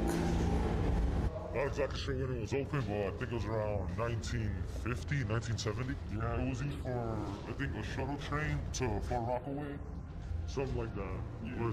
They didn't use it no more. And not a lot of customer service down here, if I'm right. The trains wasn't being used, like I don't know, the plan just went wrong. I don't know exactly, so I'm not too deep into that, but it stopped being in service around the 70s. I'm not pretty sure, maybe the 60s. But yeah, it's been like this for a minute. My name is C-Stags. I've been doing this for over 2 to 3 years. My specialty is rooftops and tunnels. Tell me about your home life. I went through a lot. My parents got divorced. My mom, it was just me and her. You know, she raised me alone and stuff. One of my good old friends brought me along to all these places. I met these guys. They brought me along with them as family. How do you describe how this group treats each other? Caring, all loving, we look out for each other and everything. Something happens, we're there for each other. My name is Slash BT. I just started subway surfing like about 2 or 3 years ago. It's been a crazy rodeo, man. If I never started this, I don't even know what I'll be doing right now. Probably be in the streets or some shit. Because I could be in the streets doing like worse stuff. Like this is just like a little misdemeanor. I feel like this is better than the street. Even though some stuff like subway surfing I could die, but at the same time I feel like being in the streets you could die too. What does this crew mean to you? This crew is not even a crew, it's a family for real. Everything I do is with them. They know what's up. I ride for them, like, for real. What's your home life like? I'm not gonna say I grew up poor or like in a bad, I guess, environment, but I grew in a bad neighborhood, but I feel like I had a good mom, good dad. Does your family know you do this? In some sort of way, they do. They don't like it, they want me to stop, and I try, feel me, but it's just sometimes it's like, what else, like there's nothing else to do for real. Yo, what's good? My name is Sosa. I used to surf, I don't really surf as much as I used to. I mainly be urbexing. I've been urbexing like for about a good couple of years now. I think I was 12 at the first time. My older brother had put me on into it. I've only like really been like in the tunnels and everything for the most part, like only because like I'm interested in the history behind like the city, if anything. What are your other hobbies? My other hobbies, more so of an artist now. Trying to become more heavy into being like a fashion designer type. Like I'm trying to like launch like a clothing brand. What does this crew mean to you? Crew, definitely family. Like it's like another part of my family because like we was all able to accept each other for who we were as people. And you know, we was always free to do as we please. We always looked after each other. We've been through a lot together. It's definitely one thing. My name is Laos BAT. I do all this crazy shit. I do graffiti, you know. I've been doing this shit for a mile long. Does your family know you do this? Yeah, unfortunately, when I got arrested. And yeah, they just don't want me doing it, they don't accept it, but I still do it. It was fun, like that adrenaline. What does this crew mean to you? They're family to me. Like, I basically grew up with them. We've been doing this shit for mad long. I knew them for like mad long. How's life at home? What's your home life like? My home life, I don't really got nothing going on at home. I would rather be outside than home. For me, home is boring. Do you know many people that have died doing this? 2 people, both of them were my friends. His name was Kayvon and John. The first one who passed away was Kayvon back in 2022. That was like a close friend of mine. It was terrifying. So basically it was like a turn, he lost control and he fell off. When I was going back down, all I seen was his backpack on like the rail. So I already knew what happened. I was like, damn. And then the firefighters had to come, all that. And then they told us the news that he passed away. If there's young guys out there. From your first note to your next big thing. From the recording studio to your living room. From boutique brands to bestsellers. Your sound is our obsession. All the gear you need. Advice for people who get it. Sweetwater.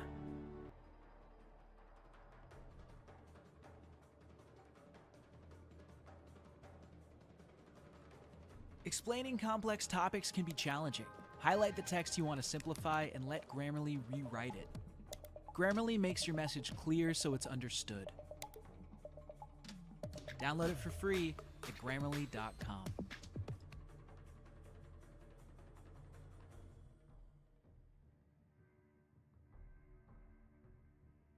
That see your stuff on TikTok, Instagram, and think, I want to try this myself, what would you tell them? Don't do it. Don't follow my footsteps. You'll get hurt. Your family's gonna be the ones that's gonna feel the pain. It's not gonna be you. It's gonna be passed away. All right, guys, this has been a look into the world of the Subway Surfers. It was dangerous, it was reckless, but I think we learned a lot. If the risk is not worth the reward, don't bother doing it. Take your shots wisely, do things that are gonna advance you in the right direction, and stay safe out there. I'll see you guys next. This man is about to put a firework in his butt crack to celebrate a Juggalo wedding. Next time, wife. Hey, turn right. We're ready to eat some ass. Let's go, baby. What up? I'm Shaggy 2 Dope from ICP, and right now you're checking out The Gathering because we're f***ing here.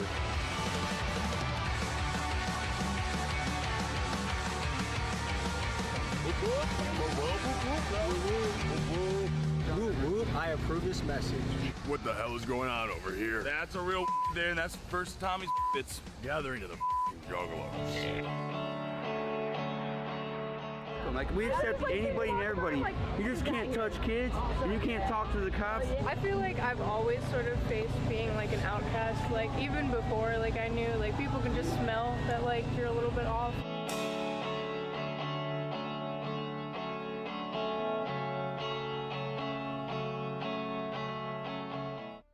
Today, folks, we meet the Juggalos. Wild and degenerate, weird and sometimes gross, but also loving and accepting, kind and inviting. But who, might you ask, are these Juggalos? Well, in the early 90s, ICP, the Insane Clown Posse, a rap duo consisting of Shaggy 2 Dope and Violent J, created the Juggalos, and a cult-like fan base followed. With a style of rap that has since been labeled as horrorcore, ICP makes music like this. Mix together Stephen King novel lyrics, throw in some backyard wrestling antics, spray the song with Faygo root beer, and have a man nearby wearing clown face paint displays butt crack. That, folks, is ICP in a nutshell. Their fans, the Juggalos, are a group of outcasts, oftentimes rejected by both society and their own blood. But at the gathering of the Juggalos, this is a place where these misfits can gather under one umbrella and embrace each other as family. And at this festival, anything goes. Faygo wet t-shirt contests, a wide range of illicit drug use, Juggalo weddings, and absolute chaos, carnage, and mayhem. As someone who loves to explore the great subcultures of America, it's my great pleasure this week to take you into potentially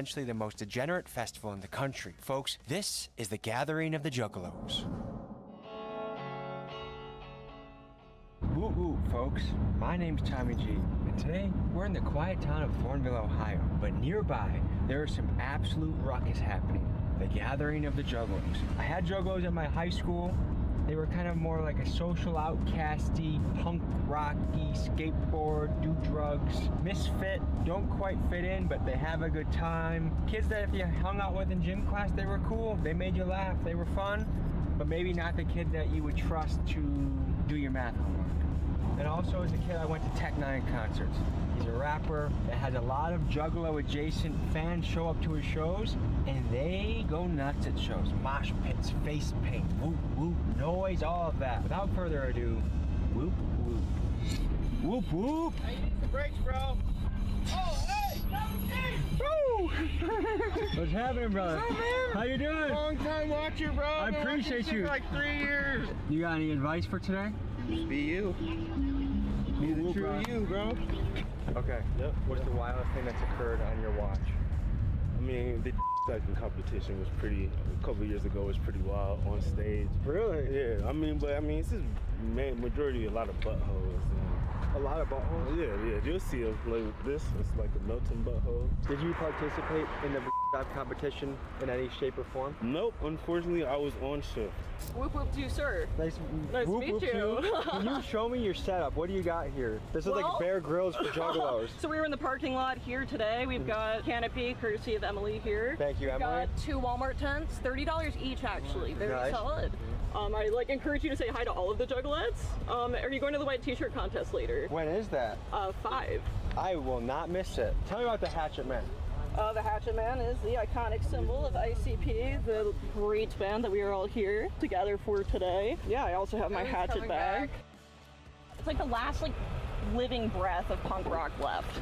This is my 2nd year now, and really, I might come back every year until I die. I might. What made you become a Juggalette? I just love Insane Clown Posse a lot. How long have you considered yourself a Juggalette? I would say probably 2 years. Since I came here, I think it's when I really found myself for the first time. Yeah. You know, there's a lot of people here that they try to fit in and a lot of other scenes to find themselves, but when they really find themselves in the Juggalo world, it's because this is what they've always been. Space where you can be yourself. It's not really about following a code or a trend, you know what I mean? It's just about being you. So you've been coming 15 years in a row? 15 years in a row, yes sir. What would make you miss this? Prison or death. So I'm properly wearing the symbol, apparently a melted butthole. Why it's melting, I'm not quite sure. That's another mystery of the Juggalos we're gonna have to explore today.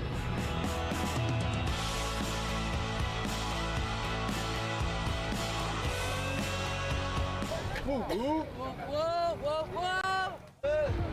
Hey, get a picture of that. He got the seal pose going on. The seal pose? I don't know if that's a real thing, but it looked like a real thing.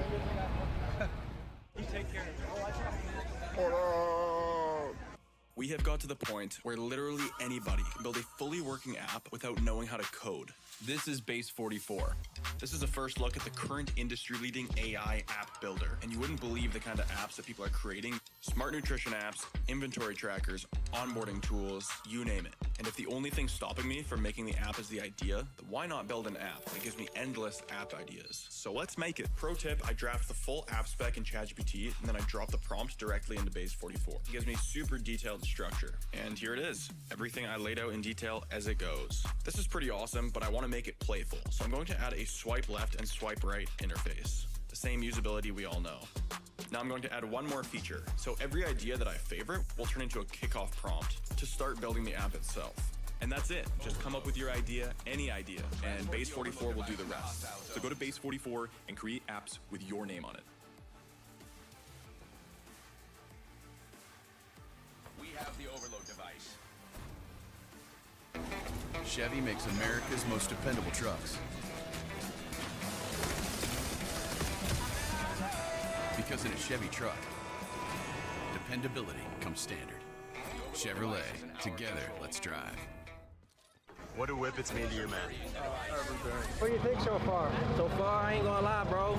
This shit a little too much. I ain't gonna lie to you. It's an overwhelming scene at first. Is this your first Juggalo experience? It's my first Juggalo. Yeah. So you're not by day a Juggalo. You're just experiencing it. I'm just seeing what's up with it, man. I'm gonna be honest with y'all. I do food reviews. I'm scared to try the food.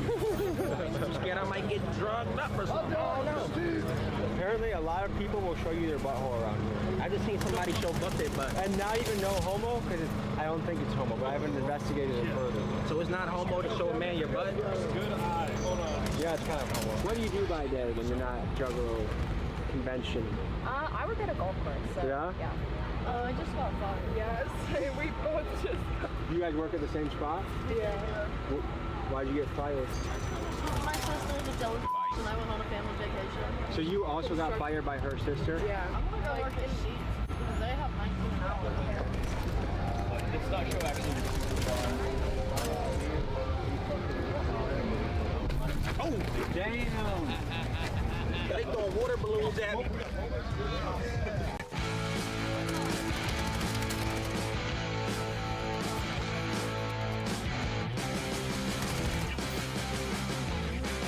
Yesterday you just did a testicle challenge, shall we say? Yeah, Nutshot Olympics. I didn't really care to win the Nutshot Olympics because is there really a winner? No, but this nut show actually was super fun. So yesterday I opened the show with getting my balls tased multiple times. I dropped a 12-pack of beer on my balls from about 10 feet up. How are you feeling this morning, a day later from that? Exhausted, a little sore. This morning I felt like above my was a little bruised just from the impact of the 12-pack of beer. Overall, like if you're not a little sore the next day, like it wasn't really a successful day. So. My dog Gary Webb, you know what I'm saying? Yeah, dog, that's dope as bro. Appreciate you, man. What's your thoughts on our government? You don't want to hear that. I kind of do. I believe in aliens.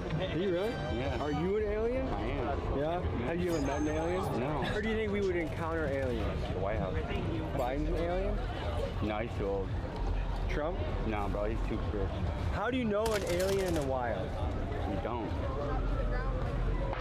Do you think they look like humans? They look like me. What conspiracy do you believe in? I believe in all. 9/11, inside job? Yes. No. Undoubtedly. Bush did it. Undoubtedly. Bush had no idea. He's dumb. Earth is flat. No. No. Well, you see that from space, dog. I see that from home. Birds are real. They're not real. They're on power lines you charge up, dog. You know that the Chinese apparently made bird-like drones? So they Yeah, they have mosquito drones too. Did Mabu pay you?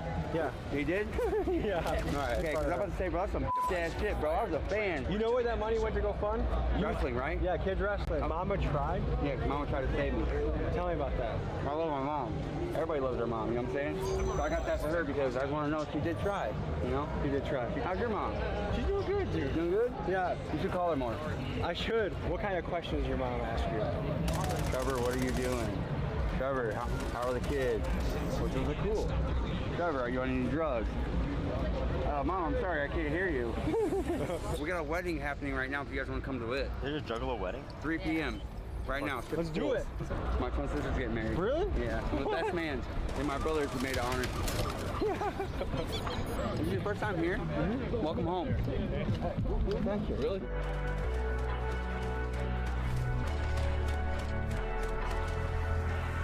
You're a dominatrix. Yes. How is that? This is amazing. Do you like getting paid? I've never been. Okay. We should probably arrange that here. I'm married, but if my wife wants to stick her finger in my butt, we can start there. Okay. She wants you to get Faygo spit in your mouth. Okay. I'm gonna let you pick.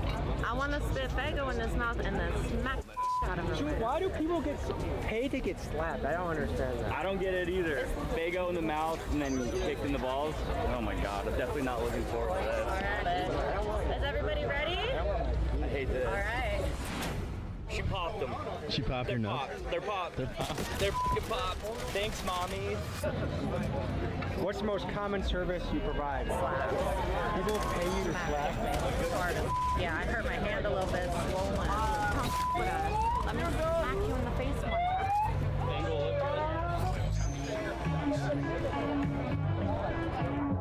Let's go have on a Juggalo baby.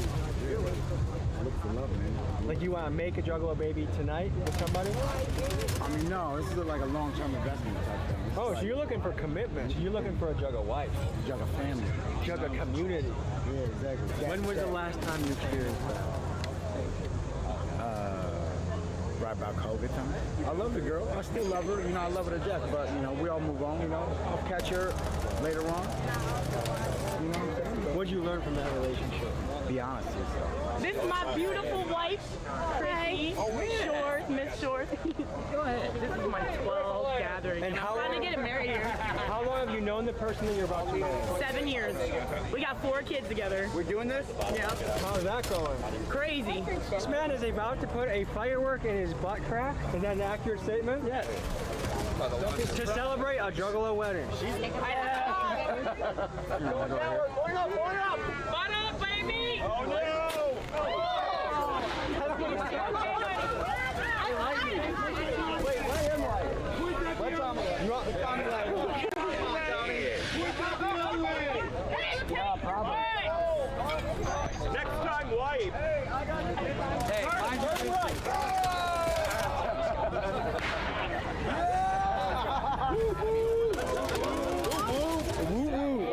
who's the officiator of this wedding? Adam, Mr. Tiny Hands. Minister Tiny Hands? Look, you gotta wear it. Sometimes. We're gonna high five. It's gonna make everybody do. I'm getting nervous. Oh, we have no cat. Say hi to the camera. Hi. All right, people.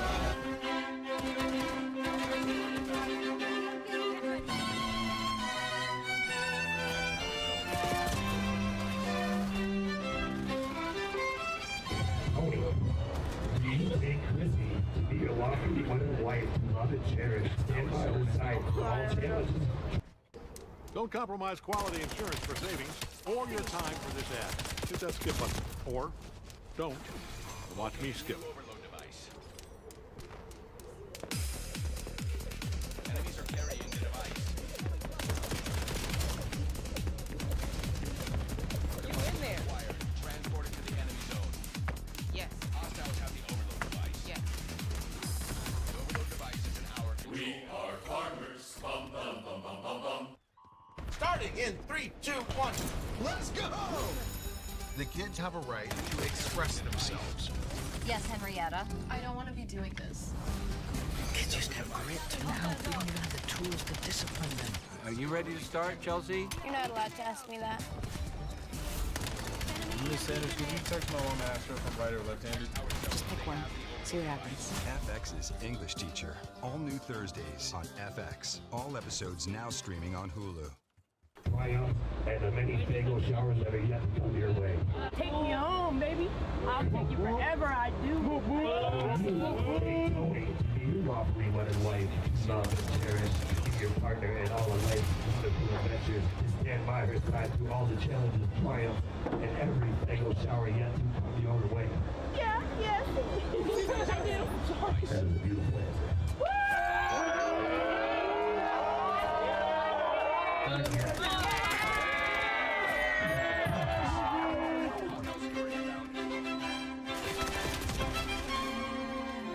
Alright folks, so we just witnessed a Juggalo wedding.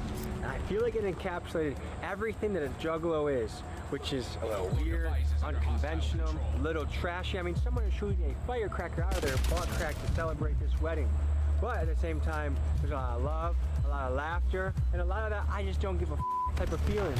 This is the place where they can come and join hands and do weird shenanigans and have a blast doing it with no one there to monitor them.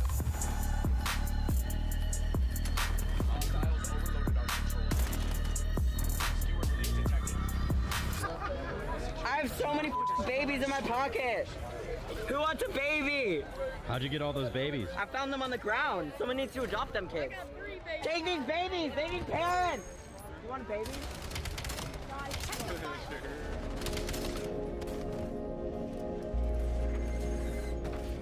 How'd you guys get into the Juggalo scene? I was kind of a late bloomer. The first gathering I went to was 03, their first outdoor one in Garrettsville.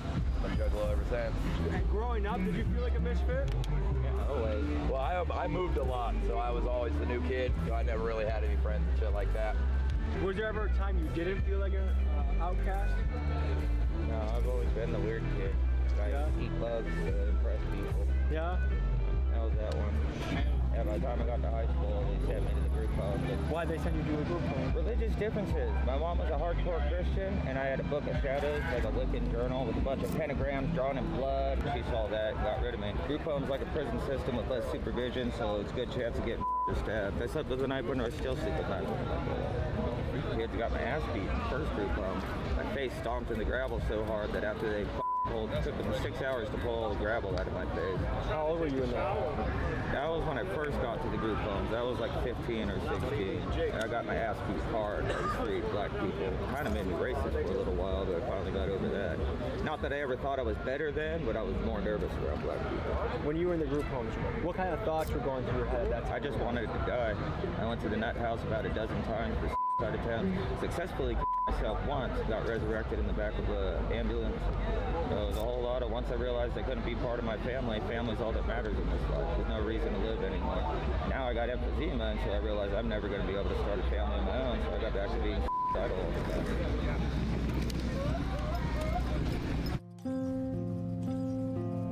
Domination. Stay sharp. The guild's up to something. Kenny, how long have you been painting your face for? Since like high school, probably like almost 10 years. How many gatherings have you been to? This is my 4th actually. Okay. I feel like I've always sort of faced being like an outcast. Like even before, like I knew like people can just smell that like you're a little bit off, but yeah, these seem like ride or die type of people for each other. These are my f***ing people. Tell me about some of these tattoos you got going on. My first one, Mr. Farr right here. He's a little bean. I'm currently working on this body sleeve right now. It's not finished, but we're like 8 sessions in. Do you feel like it's a hard world to find friends in? Sometimes, but like, even in the darkest places, there's still light. What was a period of your life where you were really, really happy? Honestly, right now. Like, I feel like I've gone through a lot of shitty things, just like anybody has in their life. Like, my big sister almost died this year, and that really shook me up. She had a 3% chance of living, and she's still walking around, so it makes me feel great. The people around you kind of make it easier to keep going. Do you plan on having a juggalo wedding one day? Solid maybe. I'm in a little trio with 2 people, so it wouldn't be a traditional wedding. You guys are a trio? Yeah. Tell me how that is navigating that. I love being happy. I never really had a solid family growing up, so being able to have people that love me for me is beautiful, and this symbol represents all of it. All the love, all the hate. It's never gonna stop. How long have you guys been a trio for? 4 years. Damn, so it's a successful trio. Yeah, I mean, we talk it out, we communicate. What has been the biggest struggle you guys have encountred? Making sure that everybody feels like equal, you know. I don't know, we're just 3 people in love. That sounds weird, but it's not that weird.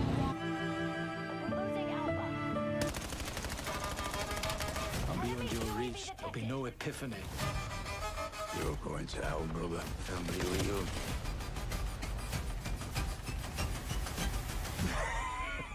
Anemone, rated R, now playing only in theaters. Drunken Daydream Hotline, what can I do for you today? What you're describing is a strawberry daydream refresher. Sabrina's Daydream Refreshers. Available in strawberry, mixed berry, and mango.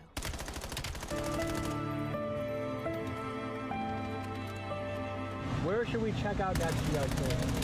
There should be a wet t-shirt contest going on somewhere. Yeah, you better get to it.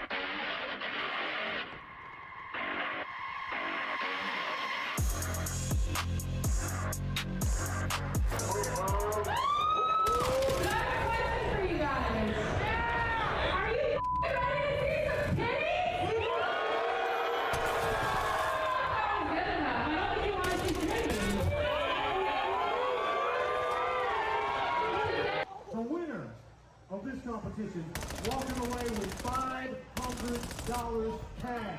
But let me just tell you, the wildest wet t-shirt contest that I've ever seen in my life has just been done. Link in description for Patreon. What we just witnessed with this wet t-shirt contest was the height of debauchery I think I've ever seen in my life.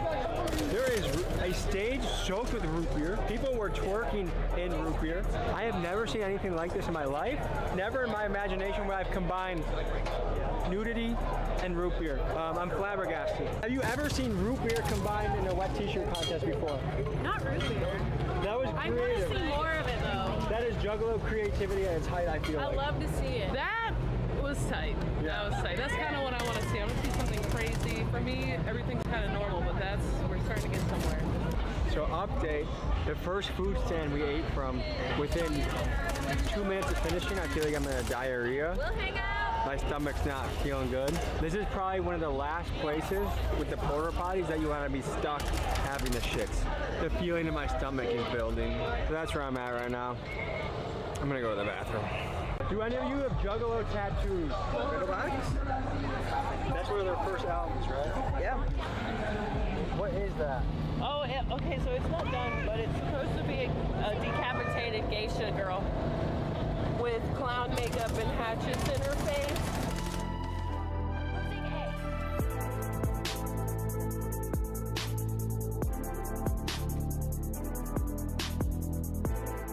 That is Harry Potter with Shaggy's face on it.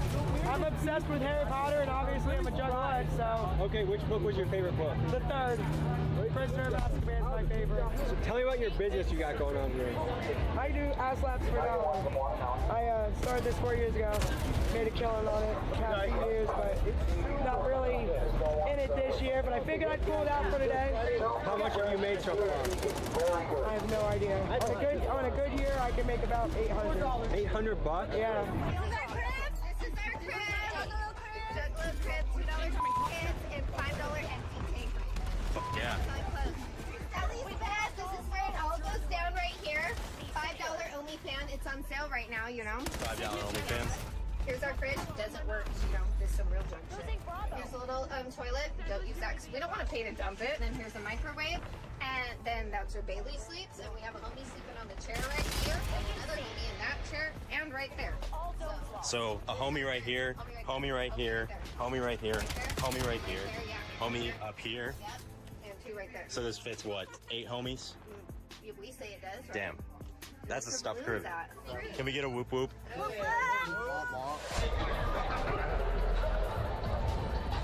It looks like we're stalking this girl with her butt cheeks hanging out, but we're really walking towards Brandon Bucket now, I promise. Whoop, whoop. Oh my God. So what I've noticed so far is this. We've seen some obscene things. We went to the wet t-shirt contest where they use Faygo root beer to... How was that? Amazing and obscene and grotesque. And not something I would show my mother. How about that? Yeah. Just got an announcement. You said Faygo dog? Yes, yes.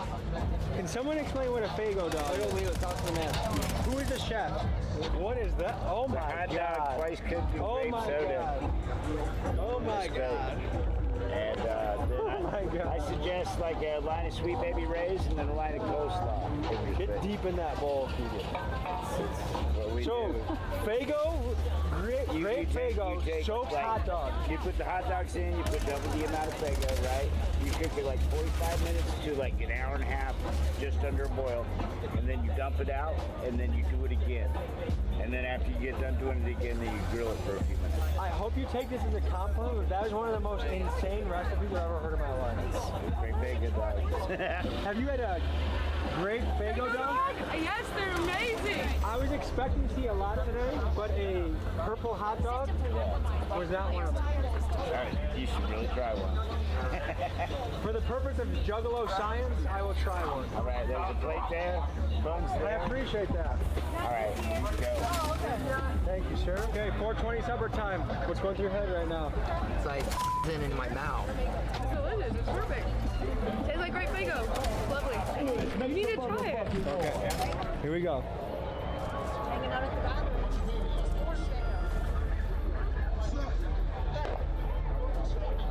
Funky, unconventional. I'll give it you know what, as an experience, but grape. I'm just trying to, grape and meat to me is still a conflict in my mind. You're loving it? I'm liking it. That's better than hating it. Brandon, have you ever had a grape Faygo soaked hot dog? Actually, I have not. Are you even alive, dude? Grape Faygo soap. You want to try it? Is that what that is? Just go with the flow. Pick yourself up if the mood gets low. Sometimes chill, take it slow. Any bad vibes, hit the road. Hit the road. Any bad vibes, hit the road.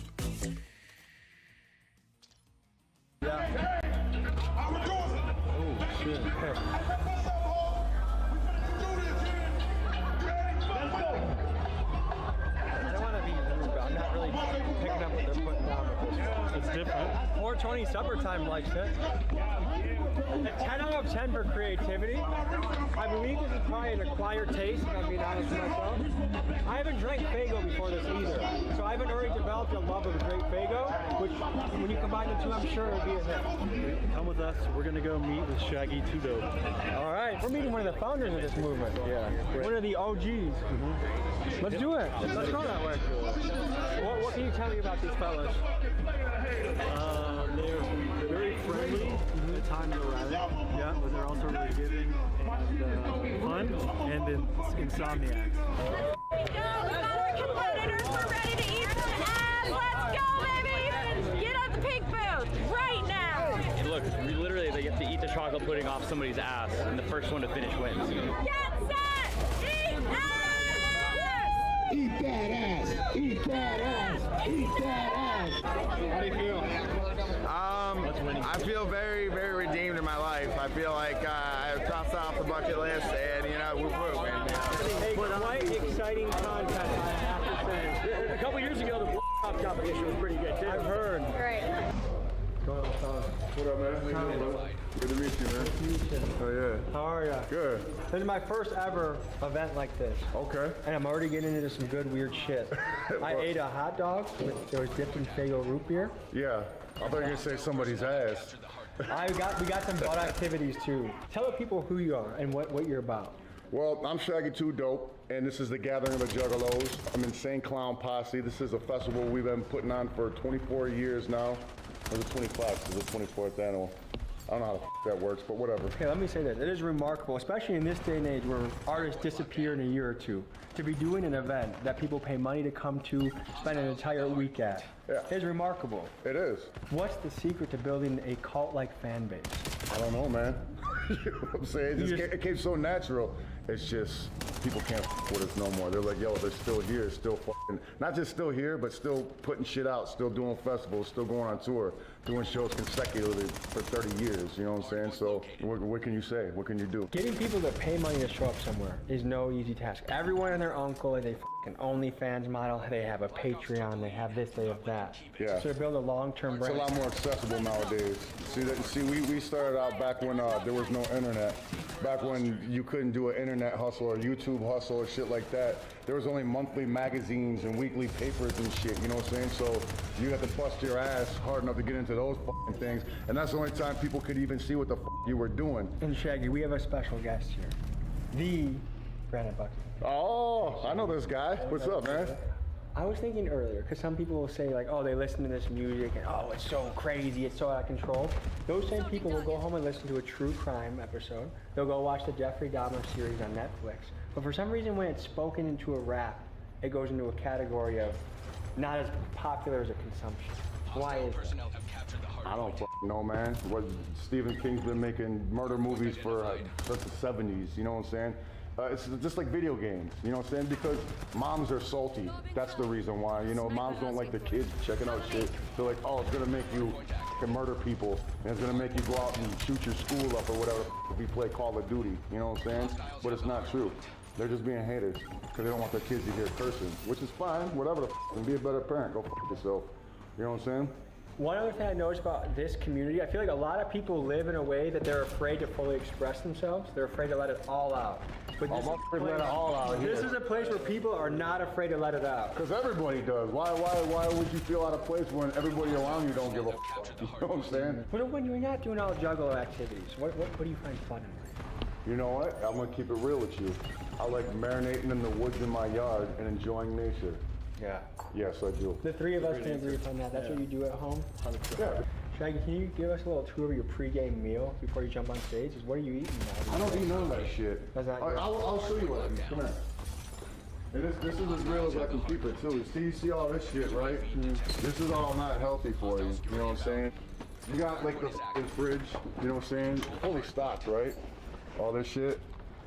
But what I do is I go for the secret drawer. This is my little stash spot. Bam!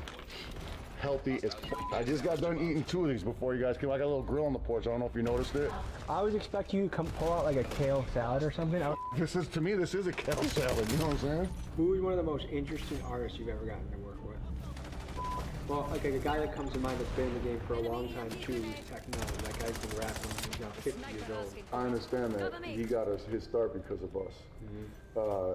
We've done songs with Snoop Dogg, Old Dirty Bastard, who haven't we done songs with?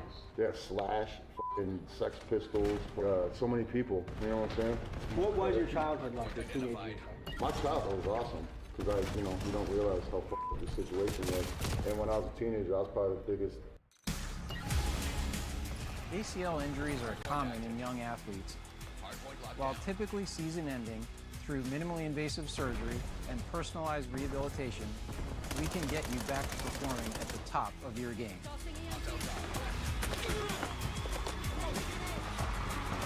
My goal is to help athletes recover and return to the sports that they're passionate about.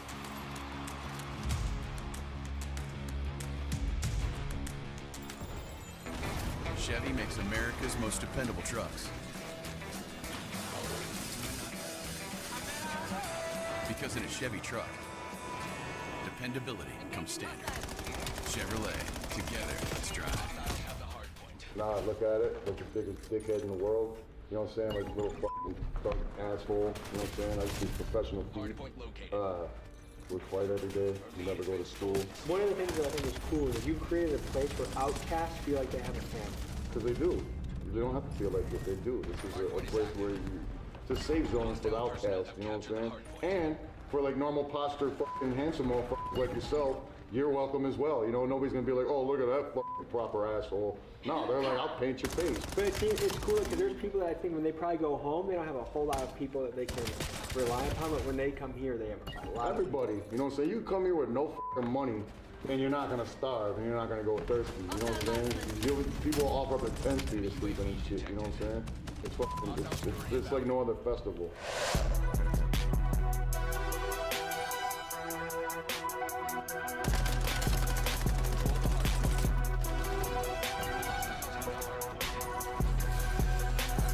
Exploring the Juggalo culture.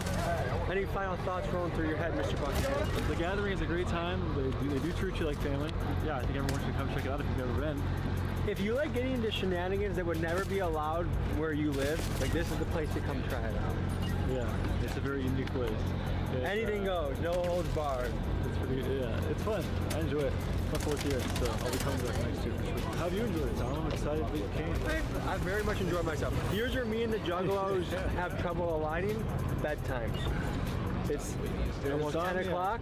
That's my time to go to bed. That's a Juggalo's time to hit a whippet and keep the party going. Yeah, very true. Very happy with the hospitality of the Juggalos. They're a welcoming bunch of folks. I'm glad we finally got this in. There's an absurd amount of things that'll be going on the Patreon. So check it out if it interests you. Make sure the Lord's not watching you when you subscribe to the Patreon. Yeah. But without further ado, woo woo woo woo. We just realized we got parked in by the f***ing Juggalos. Are you shitting me? Is there a way? Alright, 1, 2, 3. Oh, that works. That's good. Even a little bit more just to be safe, or you good? So, initially, we thought we were going to be stuck here to the wee hours of the morning, but... A little bit more, a little bit more. Thank the Juggalo gods. I don't know what, devils, demons, angels, whatever it is. God bless the Juggalos. Here's the lay of the land. We are now, there's 3 rows of cars. So every car in this row is absolutely screwed until the Insane Clown Posse gets off stage and presumably people try and leave. Perfect metaphor for the Juggalos. Park an entire row of cars in so they can't get out, but come together to lift the car to get out of the situation. That's poetic. That's beautiful. With that, folks, have a good night. Contact! Don't move! Stop! Drop your weapon! Drop your weapon! You motherfucker! Tommy, we got captured, dude. Hello, folks. I'm Tommy G, and today we're training with mercenaries. Welcome to Redwater, boys. This is why I created Redwater. I wanted a place for all of us to feel like a family. You know, a lot of veterans when they get out, and cops when they retire, you know, they lose that brotherhood, and that's what I wanted. I wanted to build a brotherhood.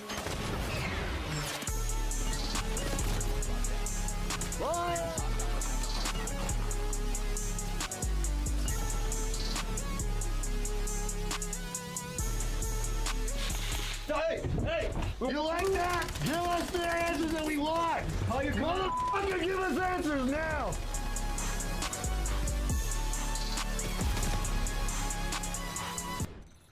Let's talk about mercenaries, guns for hire, soldiers of fortune, private military contractors. These are some of the terms for guys that are paramilitary operatives, and that if you need hired muscle, armed muscle, these are the guys you call. The mercenary world is a deadly one, and it's full of gray area.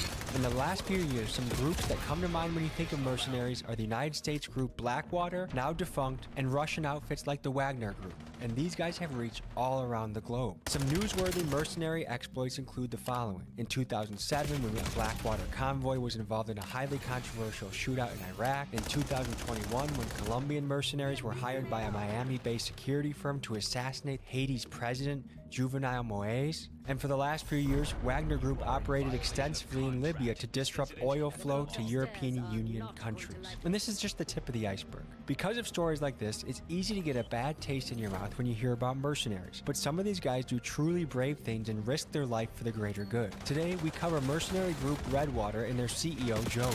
These guys do a lot of work with three-letter agencies protecting our border and busting sex trafficking operations. They also provide executive protection to people ranging from presidents to pop stars. This is a place that no YouTube channel has gone before, and we go in deep, spending 48 hours with these guys and take you into their life. Everything you are about to see are reenactments done with trained professionals and are for entertainment purposes only. Let's dive in.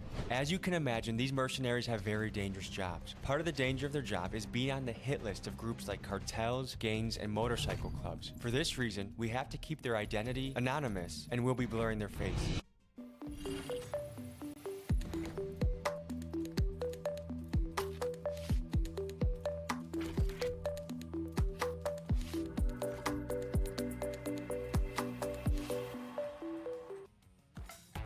Playing on iPhone? Now you can play Unlocked with Google Play Games on PC. Unlock rewards with Google Play Points. What's up, bro? What's going on, brother? Good to meet you, man. How you doing, bro? What's up, bro? How you doing, Rob. man? Nice to meet you, Nice bro. to meet you.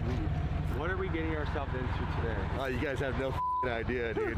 You guys gotta go through some extreme shit. I hope you guys are ready. You look a bit Middle Eastern. I am Middle Eastern. Oh, that gotta be. Okay, so today we're against him, yeah? I'm on your team. What does it mean to be a mercenary?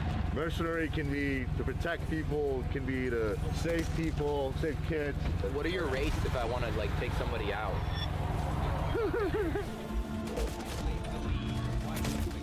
You brought your guitar to a gunfight? What do you got there? Let's see. Holy shit. Yep.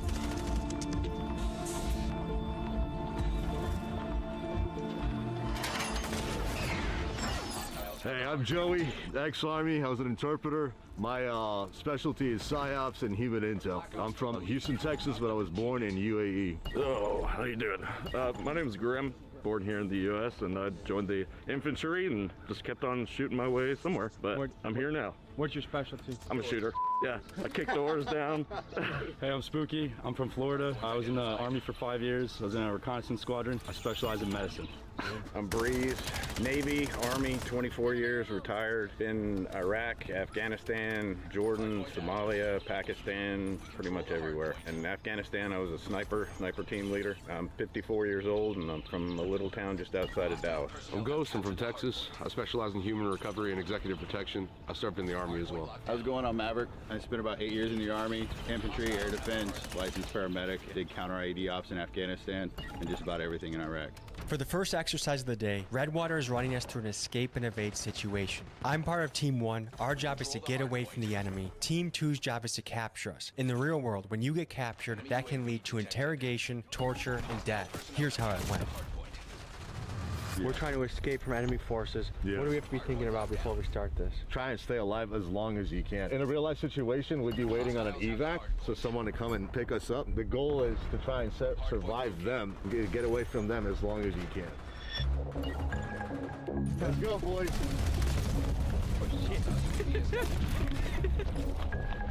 It's all about pacing. If you get tired and they catch you, it's game over. But you still want some energy if you get tired. Exactly. Huh?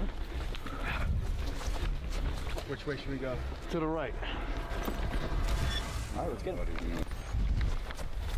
Have you guys ever had to run for your life before?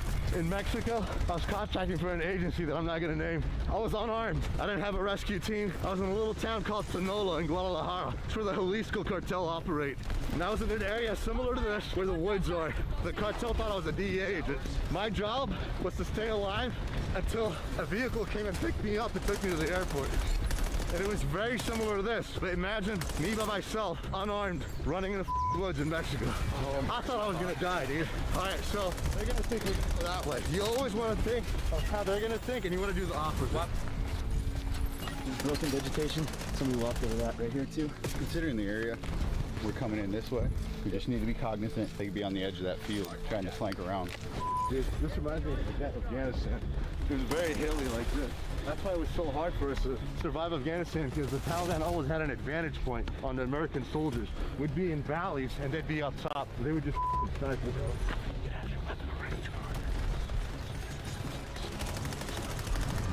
You want to pick it up? Yeah, we can pick it up a little. Multiple boot prints. You want to go that way and around? I'll go this way and around? Yeah. All right, so right here, this looks fresh, right? It just rained, and this is all smudged and up. Surrender is almost certain that they're torture, right? Exactly. So it's better to die fighting than to give up. And a lot of people in there because they don't fight to get them. Boogie! Hardpoint identified. All assets be told portion on approach. Our lead has been stolen. Steal it back. Hardpoint is active. We control the hardpoint. The advantage is ours. Hold it.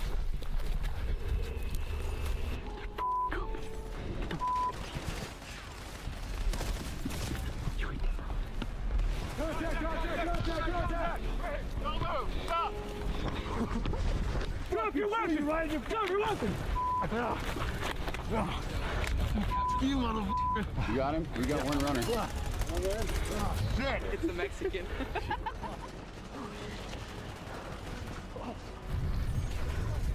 Control the hardpoint.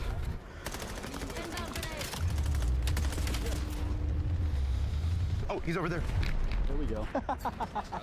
Uncaptured. Just like that, all it takes is a couple of seconds, one wrong move, and you get caught, and it's game over. Don't compromise quality insurance for savings or your time for this ad. Hit that skip button. Or don't, and watch me skip.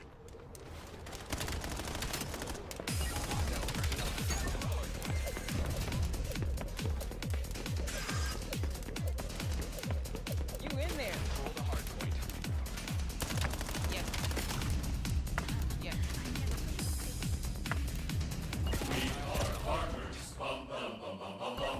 They sent me their most powerful gaming laptop, the new Omen Max 16. And you can see how stylish it is, especially the dark metallic finish and the customizable front light bar that syncs with your RGB keyboard. It looks so good. The beautiful laptop isn't just for show, it's designed for some serious gaming. The Omen Max 16 offers a desktop level performance anywhere with an Intel Core Ultra 9 processor and NVIDIA GeForce RTX 50 series GPU. So whether I'm streaming, editing, or running high performance games, the laptop already is so insanely powerful, but with Unleashed mode, I can safely overclock the CPU and GPU for even more performance, and it stays cool even when I'm pushing it thanks to the brand new Omen Tempest Cooling Pro architecture. Fan Cleaner, powered by Intel, is Omen's first self-cleaning fan technology. It periodically reverses the laptop's fan direction to stop dust buildup. The Omen Cryo Compound is the very first time Omen has included liquid metal on one of their laptops, which increases the lifespan of the laptop. So check out the Omen Max 16 out today. Mark. So what's going through your head as we're getting captured right now? So right now, in a real life scenario, if you got captured by an enemy, you probably would have already pissed your pants, probably shit your pants as well, because all you're thinking is you're about to get tortured for hours, possibly days, with no one to come and save you, and you're gonna end up probably dead. What's the most common types of torture that's out there right now? Hanging from your arms to a pipe, waterboarding, of course, electrocution. How long you hang from a pipe for? 5 minutes, sometimes it can go hours, but you start losing circulation in your arms, and it's very, very painful. I've been hung before by my wrist, and it's extremely painful, dude. Tommy, we got captured, dude. So when you hear talk about torture, you might be wondering what laws and rules govern the behavior of mercenaries. Under international law, torture is undoubtedly illegal, but picture this scenario. You are a mercenary that just busted a man running a sex trafficking operation. This trafficker knows where dozens of kids are being kept, but he refuses to tell you. If torturing this man saves the lives of dozens of kids, is it then ethical? By international law, mercenaries, if captured, are not recognized as prisoners of war. What that means is the Geneva Convention that mandates that a prisoner of war is to be treated humanely, allowed to communicate with relatives, and given adequate food and shelter. These measures do not apply to a mercenary. If caught, they are at the mercy of the people who catch them, which means if they fail their mission, they're in no man's land, which makes this a very, very dangerous job. And the more I dug, the more I found a common trend. Governments often hire mercenaries to do the dirty work they find too risky. That way, if the mission fails or something goes wrong, the government that hired the mercenary group can deny responsibility of any wrongdoing. Just recently, this has happened countless times in Ukraine. The Wagner Group has ran risky and deadly operations, and the Russian government is able to say they had nothing to do with it. In this interrogation training exercise, we simulate what would happen if we got captured. I'm sorry. Hey guys, this normally works in like the hood. I don't know if it'll work with you guys, but you can just let us go. Is it possible to bribe your way out of these situations, you think? Well, depending on the country that Yeah, you're depending in. on the country you're Let's in. say you're in the depends, jungle like South America. Yeah. Money talk. Haiti, South America, Yeah, Africa. like Everyone here in America looks at bribery as such an evil thing, when really in third world countries, it's a way of life. That's first 24 hours, I would say, of being captured determines a lot. Keep your mouth shut and walk. The cavalry's coming. Stop talking. Keep walking. Don't give a shit. Stop talking. We would have previous codes before we got captured, right? Skies blue probably means, hey, in 5 minutes, let's run for it. When you're interrogating people, what are you looking for? Body language. Yes, behavioral cues, inflection changes in the voice, eye movement, twitching. When you're talking to someone, if they're looking up and to the left constantly and taking a second before they answer, they're accessing the creative portions of their brain, which means they're making it up. All right, so here's the scenario. Me and Arab are the prisoners, and these are the interrogators. What the is that? It's called a F-26. I call it my shock baby. When people don't want to give me answers, you hold it to specific body parts. They don't want to give answers, you fucking hitting them with this little bad boy, man, and you'll get answers pretty quickly. Stand up, Shaq. You and you two. Tell me the truth. Sit down, Listen up. It's all good. It's all good. It's all good. Hey. You gotta start giving us answers. Yo, we're gonna start torturing you guys. Don't say shit. In about 5 minutes, I'm gonna start pulling fingers off and drowning you. You start telling us who you work for, we're gonna start torturing you guys. Now! We work for ourselves, bro. I'm not with you. Give me some answers now. We're YouTube journalists. What do you want from us? What do you want to know? Listen, motherfucker. You want to get I don't. Give me some answers. Who do you work for? I work for YouTube. I swear on my life. With all that water in you. Please do not tase me in the shoulder. Tell me now. I swear I'm telling you the truth. Hey, listen, we're journalists. You gonna give us answers or what? No, I gave you the answers. I already give us answers, motherfucker. I already told you what we know. Call your commander. Motherfucker, give us answers now. In about 5 seconds, your lungs are gonna start collapsing. They're gonna fill with water, and you're gonna start losing your brain. Better talk to us. Hey. Put it on, Maverick. Give us the answers, motherfucker. You like that? Give us the answers that we want. Give us the answers that we want, motherfucker. Tell us what we want. We're journalists. I'm sorry, but I'm a spy. Take him out, Maverick. Put 2 in his head. They know I can Come here.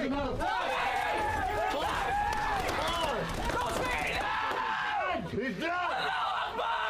You're next. Tommy, you are dying for the cause. You're gonna be next, motherfucker. And cut. That was not even 1% of what a real scenario would be like, right? No, it would be way more And since we actually took it very easy on you guys, me and Maverick are professionals when it comes to this kind of thing, and we knew your limits. So, but in a real life situation, it would be way intense, way more crazier. They would definitely give up answers. How fast do people usually break? And in real life, it's actually way different. It depends on the person. The whole goal is, as soon as they enter, they see all the tools and they start giving answers. You want to do as least as possible to them and get the answers. And do they get after you? It all depends. So Arab, I know we barely even got a taste of what this is really like, but what was your review of doing waterboard? Honestly, that shit sucks. In a real life scenario, you would use a gallon at least or a bucket. You could use a thicker material than a t-shirt than a t-shirt, yeah. So like the water retains more. Now we're gonna hit the range, shoot some guns, and learn some tactics. Let's go, baby! Woo!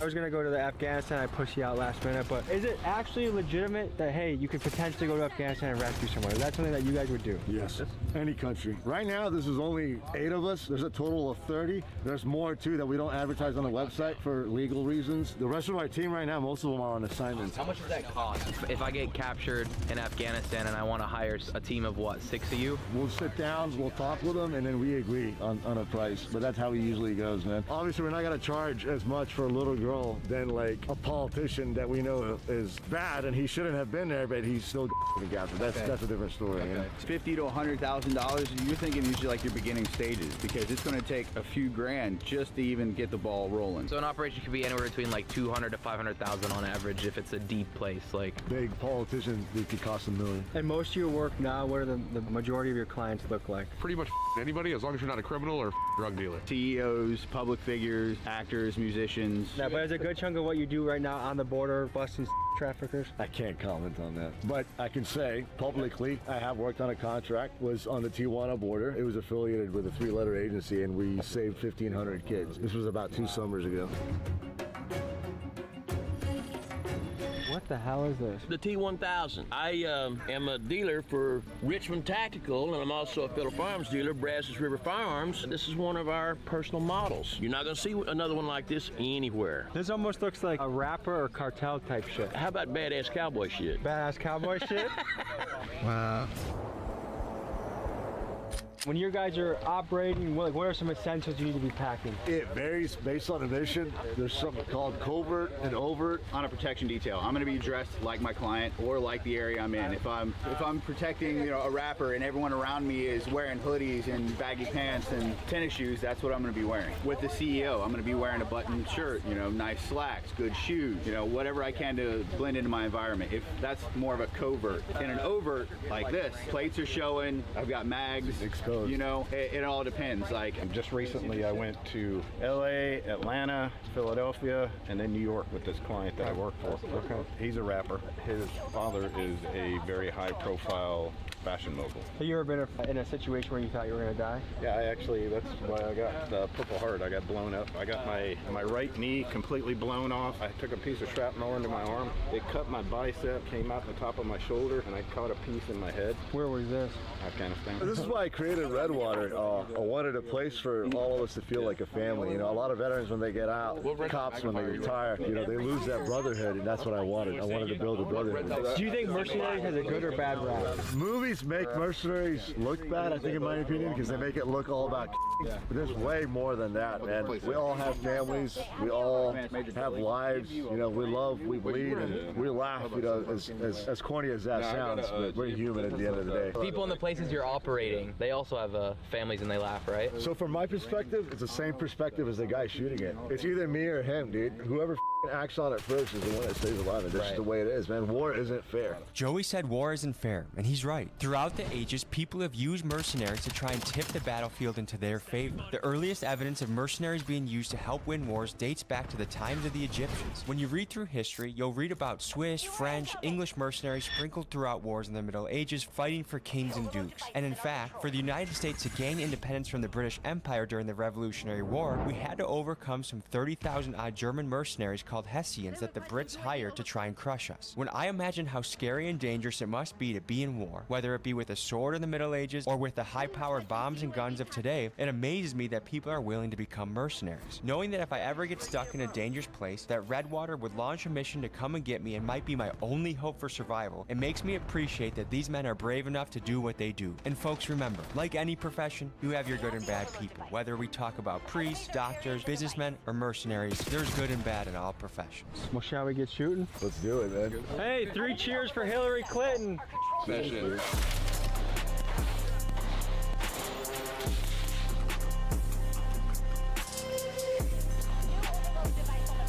That's how we do it in Texas, baby. Has anyone ever ran out of ammo in a combat situation? Yes. Luckily, there was a helicopter that came in and took out the targets that we were shooting at. We did a raid on a house of a high-value target. Before we hit the house, we had artillery guys shot up loom rounds because it was like 2 o'clock in the morning. They shot loom rounds over the house before we hit it, and the shells from the loom rounds, the guy had marijuana fields all around his house. Well, the shells landed in the marijuana fields, and they caught it on fire. After we got him out and got him back, we were waiting to get picked up. We were all sitting by the field, and all the smoke from the field, we were all like bunched up right behind by where all the smoke was coming in, and we got on the radio. We're like, hey, you might want to wake the cooks up, man. We're gonna be a little fucking hungry. How long did it take from when you ran out of ammo till you got rescued? It was like 10 minutes. Okay, that's nice. So what makes your job worth it? Like, what? Say, I'm gonna put myself in the line of duty and do something dangerous and be a mercenary. What makes you say you're gonna do that? Protecting other people is something that I've always wanted to do as a child. Family, friends, and all that. So just extending that after my military service and being able to do that as a career is fulfilling to me. I think all of us are doing this because we want to help good people. What does this patch mean? Bad people. My message is, yeah, it's cool shooting guns and shit like that, but we need to come together in this country. Right now, we're very divided. You're part of the family now, brother, so thank you for coming, Tommy. I can't rescue you if you get stuck somewhere bad, but these guys can. We got you. Call us. Contact Redwater. Anywhere, anytime. Always f***ing ready. For this next exercise, we simulate what would happen if I were to get blown up by an IED. Here's how you tackle something like that. There's a sketchy Lebanese guy. He's a known terrorist. Just watch out, watch out. We gotta hit this mission. We gotta go. Oh, shit! I was the U.S. Marshal for 8 years. Police captain for 35 years. 40 years. 45 years. As officers, we risk a lot. We put our communities above ourselves. So when they attack one of our own, yeah, we get a little ticked off. Abigail Spanberger is from a military and law enforcement family. She went after child abusers and predators. They can't tear down a lifetime of service with a 30-second ad. Not on our watch. Abigail Spanberger stands for safety and security. And we stand with her. Spanberger for governor. Service, country, Commonwealth. Imagine your world at peak performance. Focused, unstoppable. At Riverside Orthopedic and Sports Medicine Specialists, we're committed to keeping you at the top of your game every day. We give you options from diagnosis to recovery, both surgical and non-surgical solutions, with maximum results. For the best care that works with your schedule, not against it. Riverside Orthopedic and Sports Medicine Specialists. Always in motion.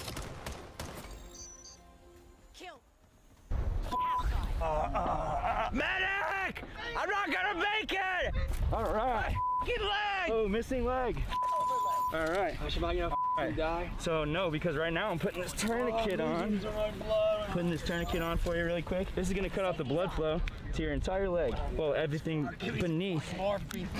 3:15. You gotta get me out of here. All right, we're gonna mark that so that we can make sure we know when the tourniquet was put on. And now we're gonna finish with the blood sweep. We're gonna check this leg up here.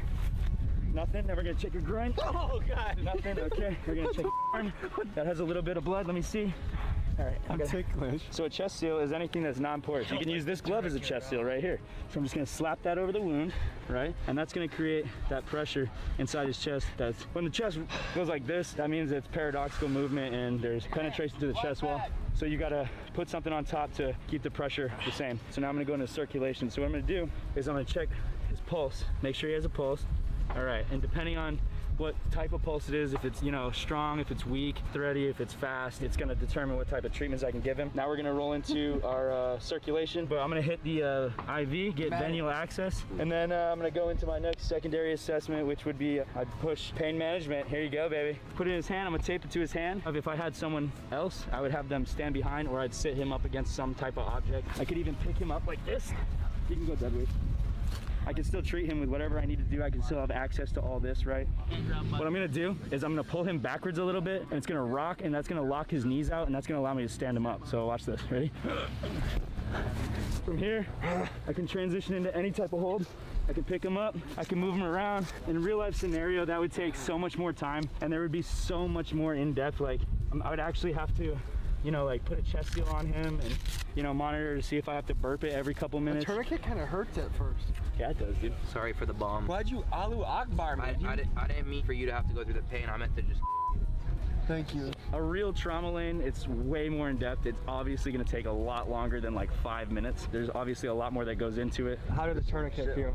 It hurt? I was looking at you like, no way you have it on too. Like, it was almost like an impossible pain. Like, I was like, no, take it off. I was like, no, there's no way. The people that say mercenaries are bad guys, get rid of them, what do you say to that? Who are you gonna call when the gang members start taking over your neighborhoods? And the cops are getting defunded already, so just keep thinking about that, guys. And they're already overworked. They're already overworked. So who's gonna come and save you all, right? I guarantee you we have a faster response time than they ever will. Yeah. And we understand that there's ethical, you know, issues surrounding having private military operating in the continental United States. But that is also where we need to be redefined differently. We're not running high-risk operations like we would in Iraq as a PMC. We would be assisting police officers in capacity of security officers, not combat operations in capacity of soldiers. We love doing what we did with you guys today, training people. So if civilians out there want to come train with Redwater, reach out to our website. We'd love to teach a class and travel, you know, throw a class and teach you guys everything. For the last phase of training, we're gonna go out into the town and get a look into what it's like if you're a celebrity or a rock star with executive protection. So let's hit the streets. In this next exercise, we have Arab pretend to be a Saudi Arabian prince visiting America on a business deal. We take him through a crowded food court at a Houston mall and let Redwater show us their skills. Let's see what happens.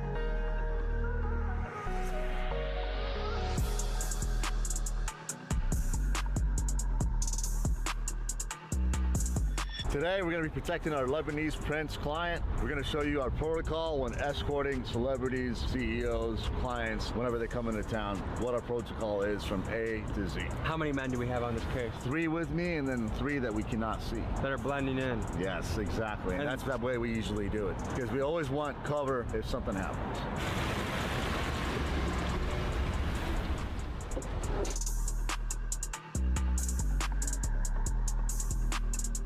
Okay, so what are we currently looking for right now?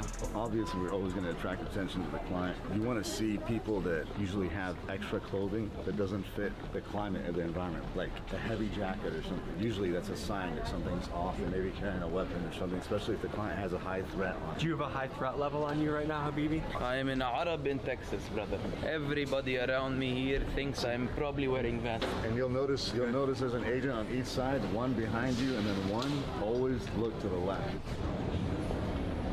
Looking up for anything. They tell me in America you have good hamburger. Very good. Can we try good American hamburger? The most excellent hamburgers, Your Majesty. I will be happy to buy you a hamburger. Are you nervous at all right now? No, not nervous. I have good security detail. Top security worldwide. What are you in the mood for right now, sir? Are you hungry or would you like to go shopping? I would like to buy maybe a Louis Vuitton purse for my wife. كيفك؟ حبيبي العز من وين انت؟ Do we have agents on the top? Remember I said there's 3 that are undercover? Because we need guys that have the eagle eye, right? Don't commit haram. Close your eyes. Close your eyes. No, but my wife wears this under her hijab. Does she really? Don't Don't you dare think of my wife like that. Hey, get this guy out of here. We can't have him over here, sir. Get out. Hey. Come on, sir. We got you. And that's exactly how it would happen. Usually with clients, ones that you'd give them 1 or 2 warnings, they don't go away. You'd have the second agent behind, grab them, and take them away. Prince, sorry for my behavior. I apologize. This is my favorite tuning plugin for vocals. Here's why. If you're so in love, then why? Reason number 1, I can record myself or artists with ultra low latency, which is a complete game changer. We're able to actually hear our tuned vocal as we record. I'm not a great singer, but I'll give you an example. If you're so in love, then why?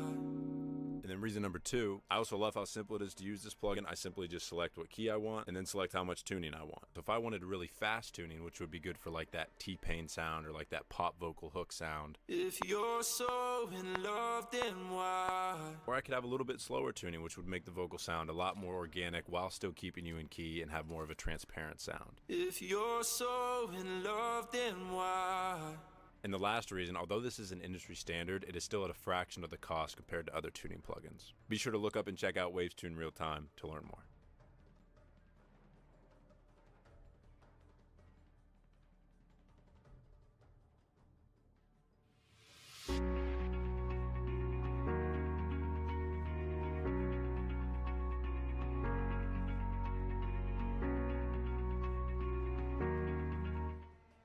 In food court areas, for some reason, people get attacked a lot because you never know who's sitting down and eating. Are you mostly looking for men or women too? Everything. Usually rival countries will send women. What would you like to eat, sir? I want hamburger, American hamburger. Does Chick-fil-A do it for you, Prince? What is Chick-fil-A? This restaurant is good? Very good. What's your name? My name is Abdullah Muhammad Al-Salis. Nice to meet you. What's his name? No, in my country we shake. Shake. She doesn't want to give up her drink. Tough shake in my country. Give him a good shake. Abdullah Muhammad Al-Salis. What's your name? Kelsey. Kelsey, it's nice to meeting you. What are you doing over here? Me, I'm visiting America first time. I'm exploring the culture. They tell me this is #1 chicken in America. I believe that. It's true? We need to get you out of here safely. Let's go. Kelsey, nice to meet you, Kelsey. First time I am trying the chicken sandwich. They tell me #1 in America is Chick-fil-A. The #1 is good. Do you like spicy, not spicy, regular? I will try whatever you think is best, but no biggles. American drink? It's Arnold Palmer. It's a mix of the lemonade and the tea. Arnold Palmer? I'm not a bomber. Nah, Arnold Palmer. Ah, this is the name of him. Yes.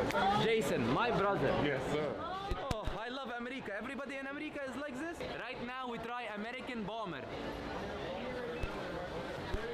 Oh, America makes very good bomber. America is very famous for fast food. This is the stuff that makes you obese, and we proudly serve it to you as a guest. Because we spent too much time in here, it's probably better to exit the area because we're attracting too much attention. There's a higher possibility of him being attacked or harassed. So at that point, Habibi, go move location. Habibi, you're wandering like a lost goat. We must get you out of here. There is a beautiful Latina woman behind me. No, that's Haram. You have 4 wives. Just keep them. Habibi, 4 wives in the Middle and East, but in the worldwide, I can have as many as I want. I'm a prince. No, that's Haram, sir. Let's get you out of here. We were getting a lot of stares in the food court, and Joey received intel that our men were in the mall looking for the prince to take him out. So he made the call to extract his client. Extract the prince and go out. Let's get out of here.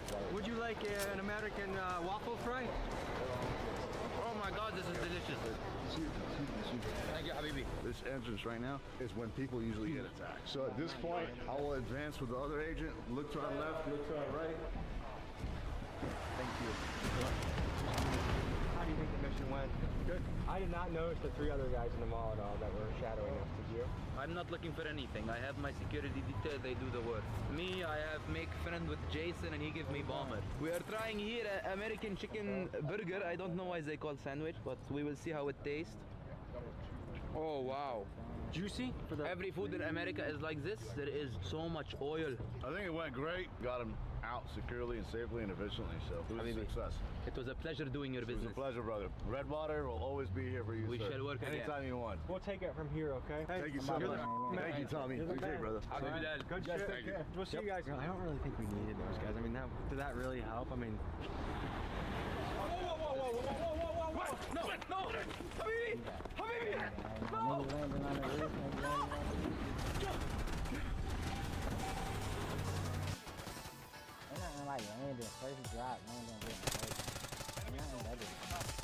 Under fire!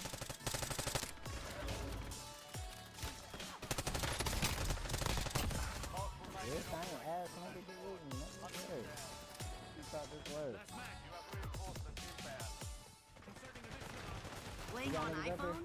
Now you can play Unlocked with Google Play Games on PC. Unlock rewards with Google Play Points. So the more you play... Gotta take him down.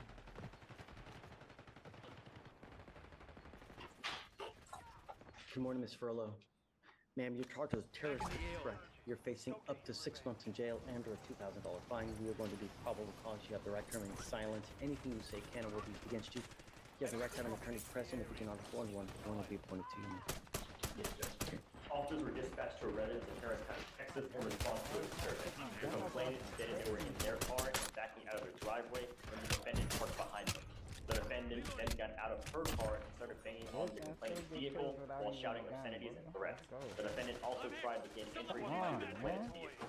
Specifically, the defendant stated she was going to whoop their ass, and the complainant stated they were in fear for their lives during the incident. The officers discovered the defendant is a co-worker of one of the complainant's family members. So the threat is what? The threat is she was banging on the door and said, "I'll whoop your ass." I have it on camera. And I'm going to find that there's probable cause to go forward with the case. I'm ordering you as a condition of your bond not to have any contact with this person and not to be in possession of weapons, okay?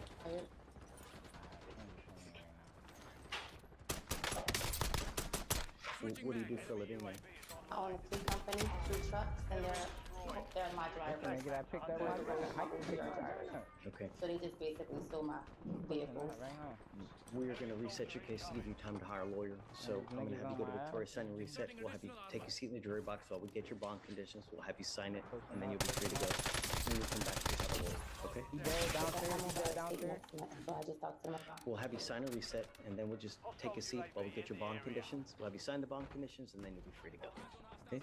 Please. To Jalen Washington. Mr. Washington, you're charged with driving while intoxicated. You're facing up to 6 months in jail and a $2,000 fine. We're going to do probable cause. You have the right to remain silent. Anything you say can or will be used against you. You have the right to have an attorney present. If you cannot afford one will be appointed to you, sir. Yes, sir. On November 7th, 2024, officers conducted a traffic stop on the defendant's motor vehicle after observing it driving with an expired registration as of July 2024 and failing to maintain a single lane with both left tires crossing over the white marked lanes and the defendant's vehicle failing to signal a lane change. The defendant was the driver of the motor vehicle, and upon contact, the officer observed him with a strong odor of an alcoholic beverage, glossy eyes, swayed balance, slurred speech, and the defendant was slow to answer questions at times. The defendant admitted to drinking, and standard field sobriety tests were administered. HGN 6 out of 6, walk and turn 5 out of 8, one leg stand 2 out of 4. The DIC was red, and the defendant consented to breath. The results were .106 and .106. Mr. Washington, I'm going to find that there's probable cause for forward case. How old are you, sir? What do you do for a living? Currently I work at FedEx, but I'm in college. You're currently enrolled in college? Great. Where do you go? This nigga came in the building. Okay. What are you studying? Fantastic. Great. This is more than a DWI case.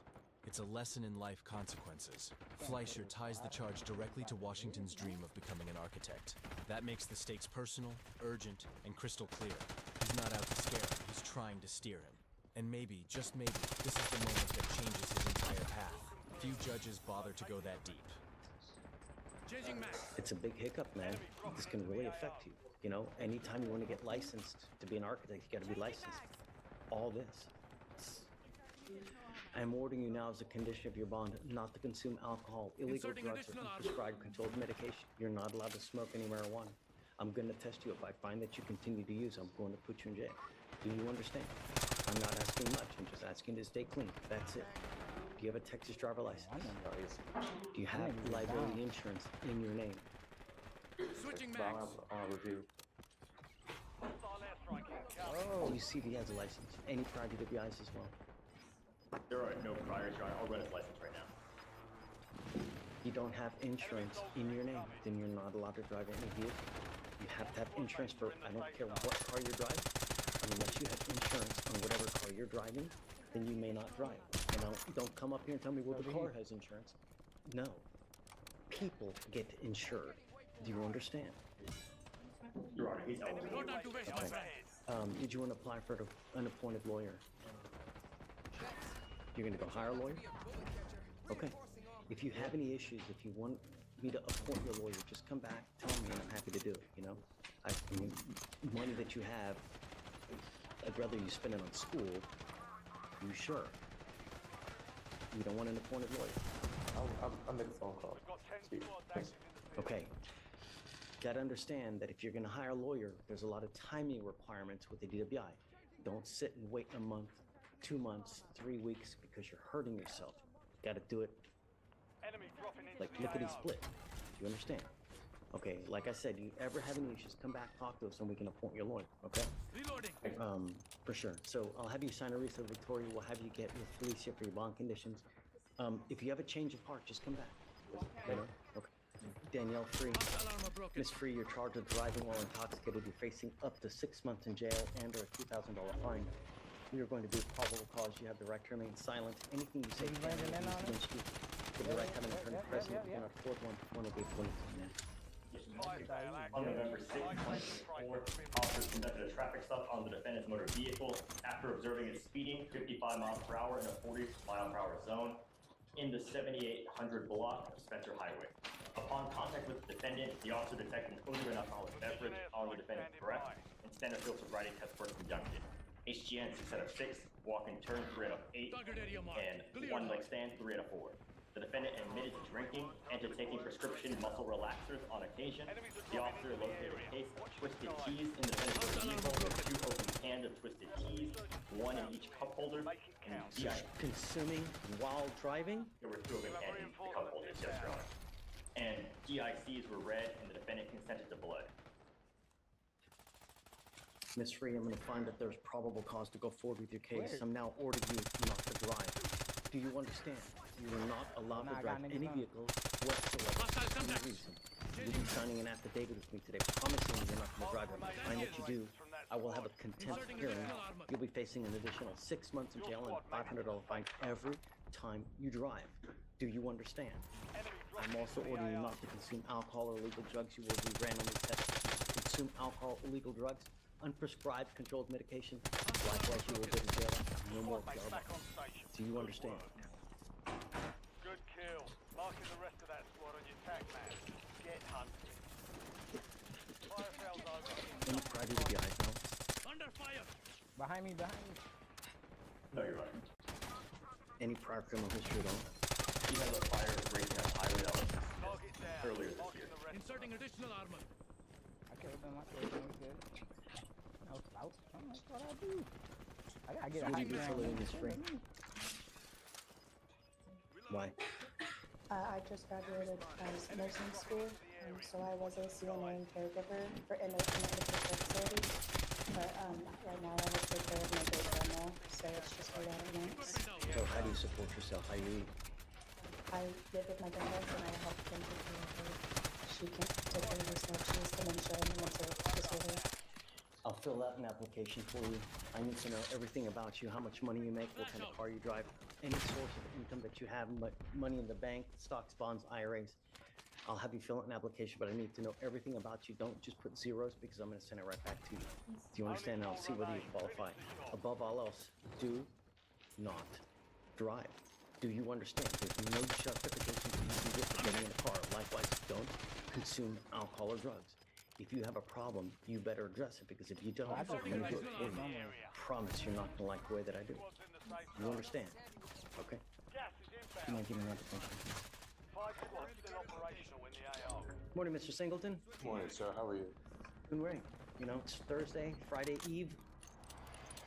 Ready for the weekend, you know? Yes, sir. So, decorations. Thanks. Well, it's all them. Yes, sir. Your lawyer has asked for me, or is asking for a bond reduction in your case, but, you know, my concern, and I guess my very, very primary concern is public safety. You've got a lot of serious charges, and from what I see, your bond is now at around $200,000. You've got 2 open aggravated assault cases, and you've got an assault of a family member with us. Our bond is set at $5,002. What did you guys want? possibly looking for a PR bond. Due to the fact that his other two cases are extremely high, we believe that he should be able to bond out on that. He has been involved with some family members regarding possibly coming up with money for them, but reducing the age possibly help him out regarding the overall amount that he will have coming. Well, so my concern is it looks like in September he had an aggravated assault with a deadly weapon dismissed, right? I believe that case got filed twice, and they. So what's going on with the cases upstairs? And is it the same complaining witness as our case? So there's two complaining witnesses on those cases, Judge. And it looks as though it's a different complainant with us. Is there a weapon involved? Is it a shooting? On the aggravated assault with a deadly weapon, Judge, so in felony cases, there's two weapons involved, a machete and a gun. A 9mm handgun. Does he shoot at them? Does he shoot at them? So the state would be opposed to lowering bond, Judge, given the severity and the propensity to violence that felony cases also show. Oh, I think I remember this case. It's about a neighbor, and it's either about like a fence or it's about some bushes or some, right? So The state's concern is community safety, Judge. So for those reasons, we would be opposed to lowering his bond.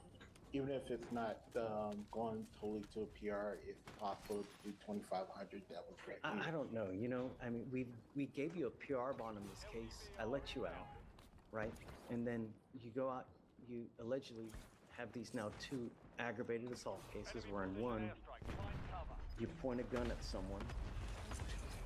Shoot them in the head. And if I remember, it's something so trivial. Right here, right here, right here. Oh my body, get that nigga. Don't talk about the cases though, because I don't want you to. I want to incriminate myself or anything, but I live by truth, so. And these people stole stuff from me. No. But Mr. Singleton, Not that. but there's a certain way when someone takes something from you. There's a certain way that you gotta act. I'm the one that know? told you, Your Honor. And that may be so, but there's still a certain way to act, right? And if you. Yes, sir. Solo. Washington?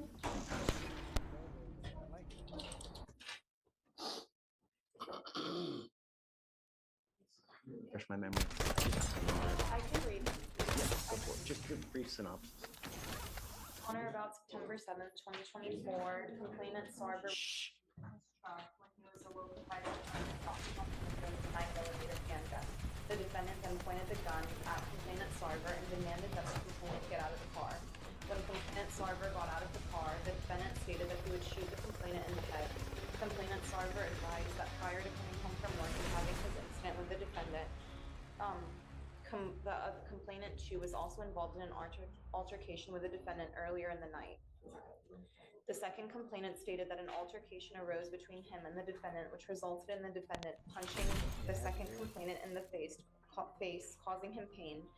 The second complainant punched the defendant back, and the defendant ran to his house. Shortly after, the defendant returned with a machete in one hand and a stick in the other and was calling out for the second complainant to come out to the street.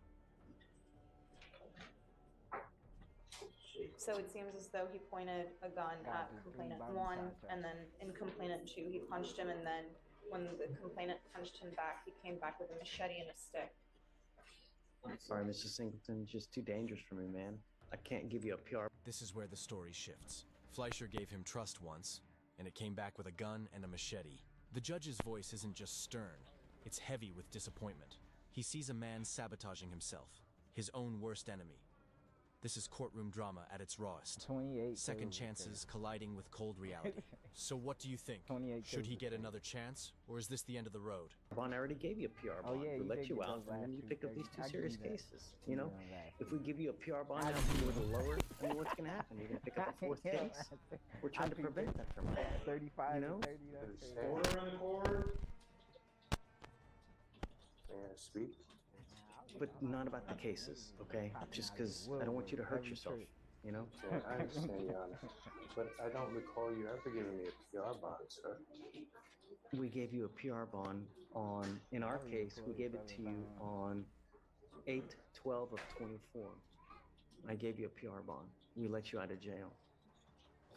You know, you had certain conditions that you're supposed to follow. No weapons, no contact with the complaining witnesses. And so here we are with two very serious cases. If you're able to bond out, and if you have someone, come back, talk, perhaps we can. My fiance. No, but the person who this is. You're your own worst enemy, Mr. Singleton. Really? I mean, you're I'm your sorry. own worst enemy. I guess it's the military.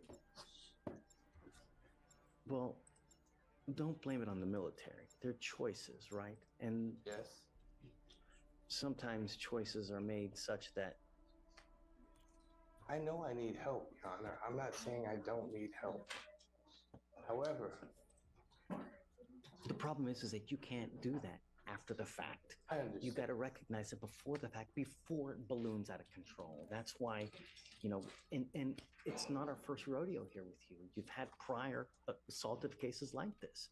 So you have to understand that when you get these feelings, these urges that you're going to lose, just, you got to try to take care of this beforehand.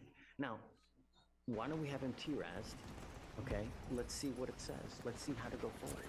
You know, if they say that there's treatment, that's, you know, I have options available to help you with these issues. And I'm willing to help you and I want to. Yeah, we will do it. But the first things first is I gotta have you evaluated to see how we go forward. And if you let me do this, and if you're honest with me, Mr. Singleton, let's try to work something. I will be. All right. Can you set up a T-Raz for Mr. Singleton? Yeah, please. I'm going to set you for an evaluation. I'm going to have you speak to clinicians, be honest. I will. We'll come back in a couple days. Today's what, Thursday? Come back on Tuesday. Let's talk about how we go forward, okay? Yeah. Look, this isn't the be-all, end-all, but let's see how we go forward. You know, that's why God put eyes in the front, so we go forward. We don't go back. All right, stay. Okay.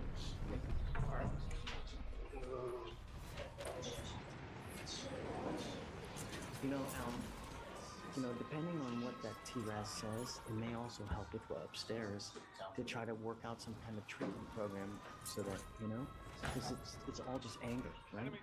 Yeah. That's the first time I've seen it actually. Okay, so.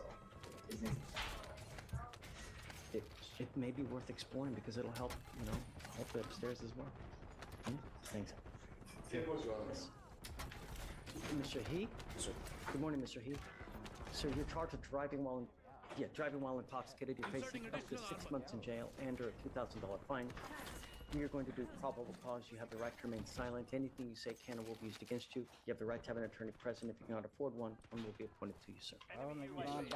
On November 11th, 2024, officers conducted a traffic stop for a defective license plate lamp in Harris County, Texas. The officer made contact with the defendant, the driver and sole occupant of the vehicle, and observed a strong proven alcoholic beverage, watery bloodshot eyes, and disorientation. Center field sobriety tests were administered. HGN 4 out of 6. Walk and turn and one-leg stance were not administered due to the defendant becoming belligerent. Walk and turn, prior to termination, they had detected 1 of 8 clues. The defendant read the DIC and refused to provide a specimen. A blood search warrant was obtained and executed. Any priority to be on? Okay. Mr. He, I'm going to find that there's probable cause to go forward with your case. I'm ordering you as a condition of your bond not to consume alcohol, illegal drugs, or unprescribed controlled medication. We will randomly test you. If we find that you consume alcohol or drugs, you will go to jail. That's it. Do you understand? Do you have a valid Texas driver license? Do you have valid liability insurance in your name?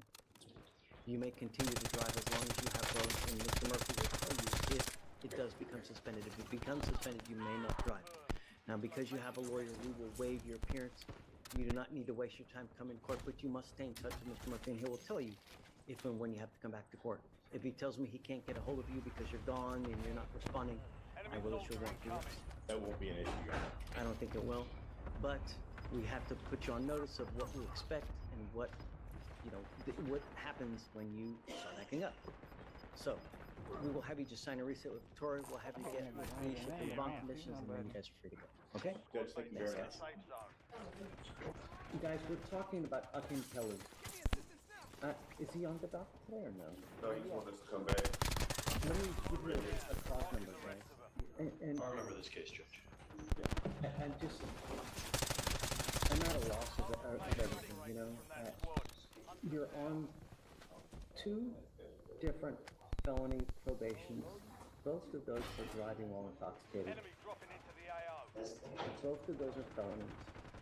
So it's, not only do you pick up 1 DWI third, but you pick up a second DWI third. Get on probation for both of those. And now you've picked up here, driving on a suspended license.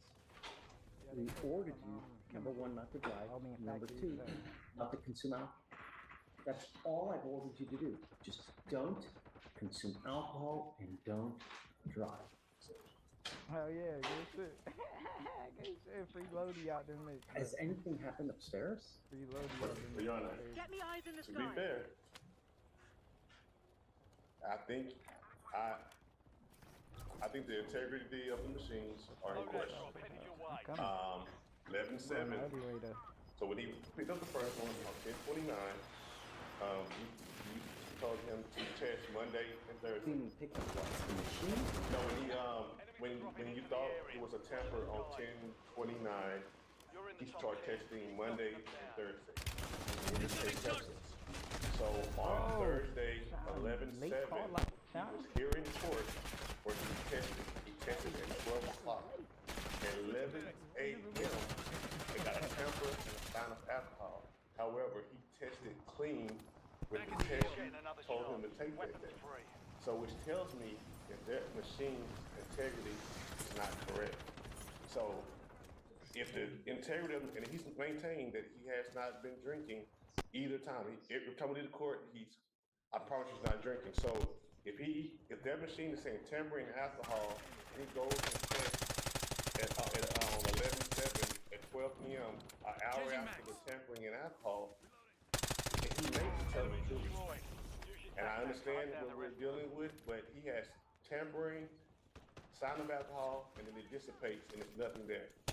So I'm on the same page as you as far as I never want to punish someone who's not done anything wrong. That's not what, we don't do that. We're the exact opposite. I mean, I scrutinize every single thing that Michael does. Every case, every probable cause, I don't think, I scrutinize the hell out of it. But at the same time, I also do that with people that are in front of us as well. People with charges, right?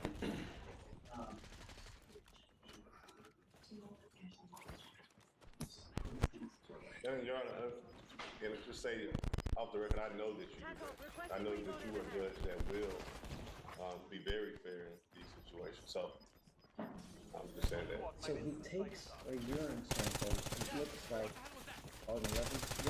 What day was it? 11/7. 11/7. The sample was taken around noon. Enemy soldier incoming. Hostile shooter. Switching mags. He did 2 that day, 1 upstairs and 1 downstairs. So 11 and 1 o'clock. He had to do 2 different samples. 11, I think 07. They say he tampers and the sign of alcohol occurs.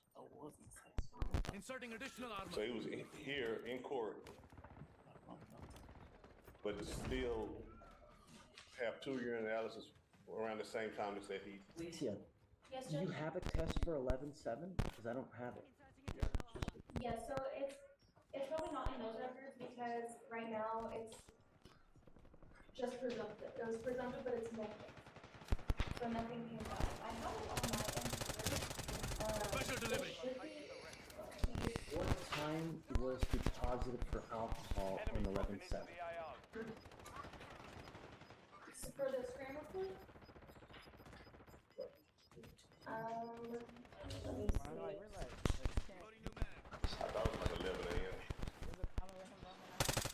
Alright, normally I don't know. Hey, I might have an unupdated report. The only DVR I have here is for a scram violation from October 30th. Yes. Was there another violation? Yeah. Okay. Technically pending our end because Okay. he was coming in that day, so I addressed the violation. And so they were ready to file it because he wanted that to be filed because he was going to take that from court. And that's what we're discussing with 11-7. So that violation is pending a DVR because the judge is taking action on it already. Do we have a... I could have sworn you said that there's another presumptive alcohol on 11-7. No, there's a presumptive negative for the POC test that he took on rapid test. No, you're right. I know that one. It was a alcohol detected, but What time was that? I'm trying to read the report. Because that's we've got. I got it right here. For Brittany Gordon. The defendant order was to obtain a scram device. The scram device has confirmed one tamper event. The tamper event occurred at 11:07 at 12:42 p.m. That he was taking the test at 12:30 Another one landed on top. Another one landed on top of Hold me. on. Saying it was 11. at 12:42 p.m. Oh, enemy moving. Back from my point. Got this email on November 11th. Everybody in the court. And alcohol was detected during the tamper. However, alcohol cannot be confirmed as consumption because of the nature of the tamper. Enemy moving. Began at 2:25 p.m. and returned to baseline at 8:04 p.m. I won't forget. He also took another test with you guys on 11-7. Yes, that was at 12. Changing max. 12:47, I believe. How? What? Be advised, the search is no longer active. This is for keep. So at 12:42 he takes positive for alcohol, and then at 12:47 he tests negative for alcohol. Am I right? Sorry, what was you doing? It was Tuesday, October. TACOM, I need eyes overhead. I'm sorry, Judge, respectfully, I have no idea how to read scram results and everything that's in my email. But I can check on the drug test for you. Well, so the 11/7, we got the email on November 11th. Okay. Then if you go to the email she just sent me, it tell you when the valve test is submitted. Hold on. You just sent me this email. In this email from Abrams Side Screening Report on 11/7, it says that it was one of the collection times was at 12:08 p.m. on 11/7/12/24. He did negative. So that means while he was in court, he would have to drink. But then he took another test after that.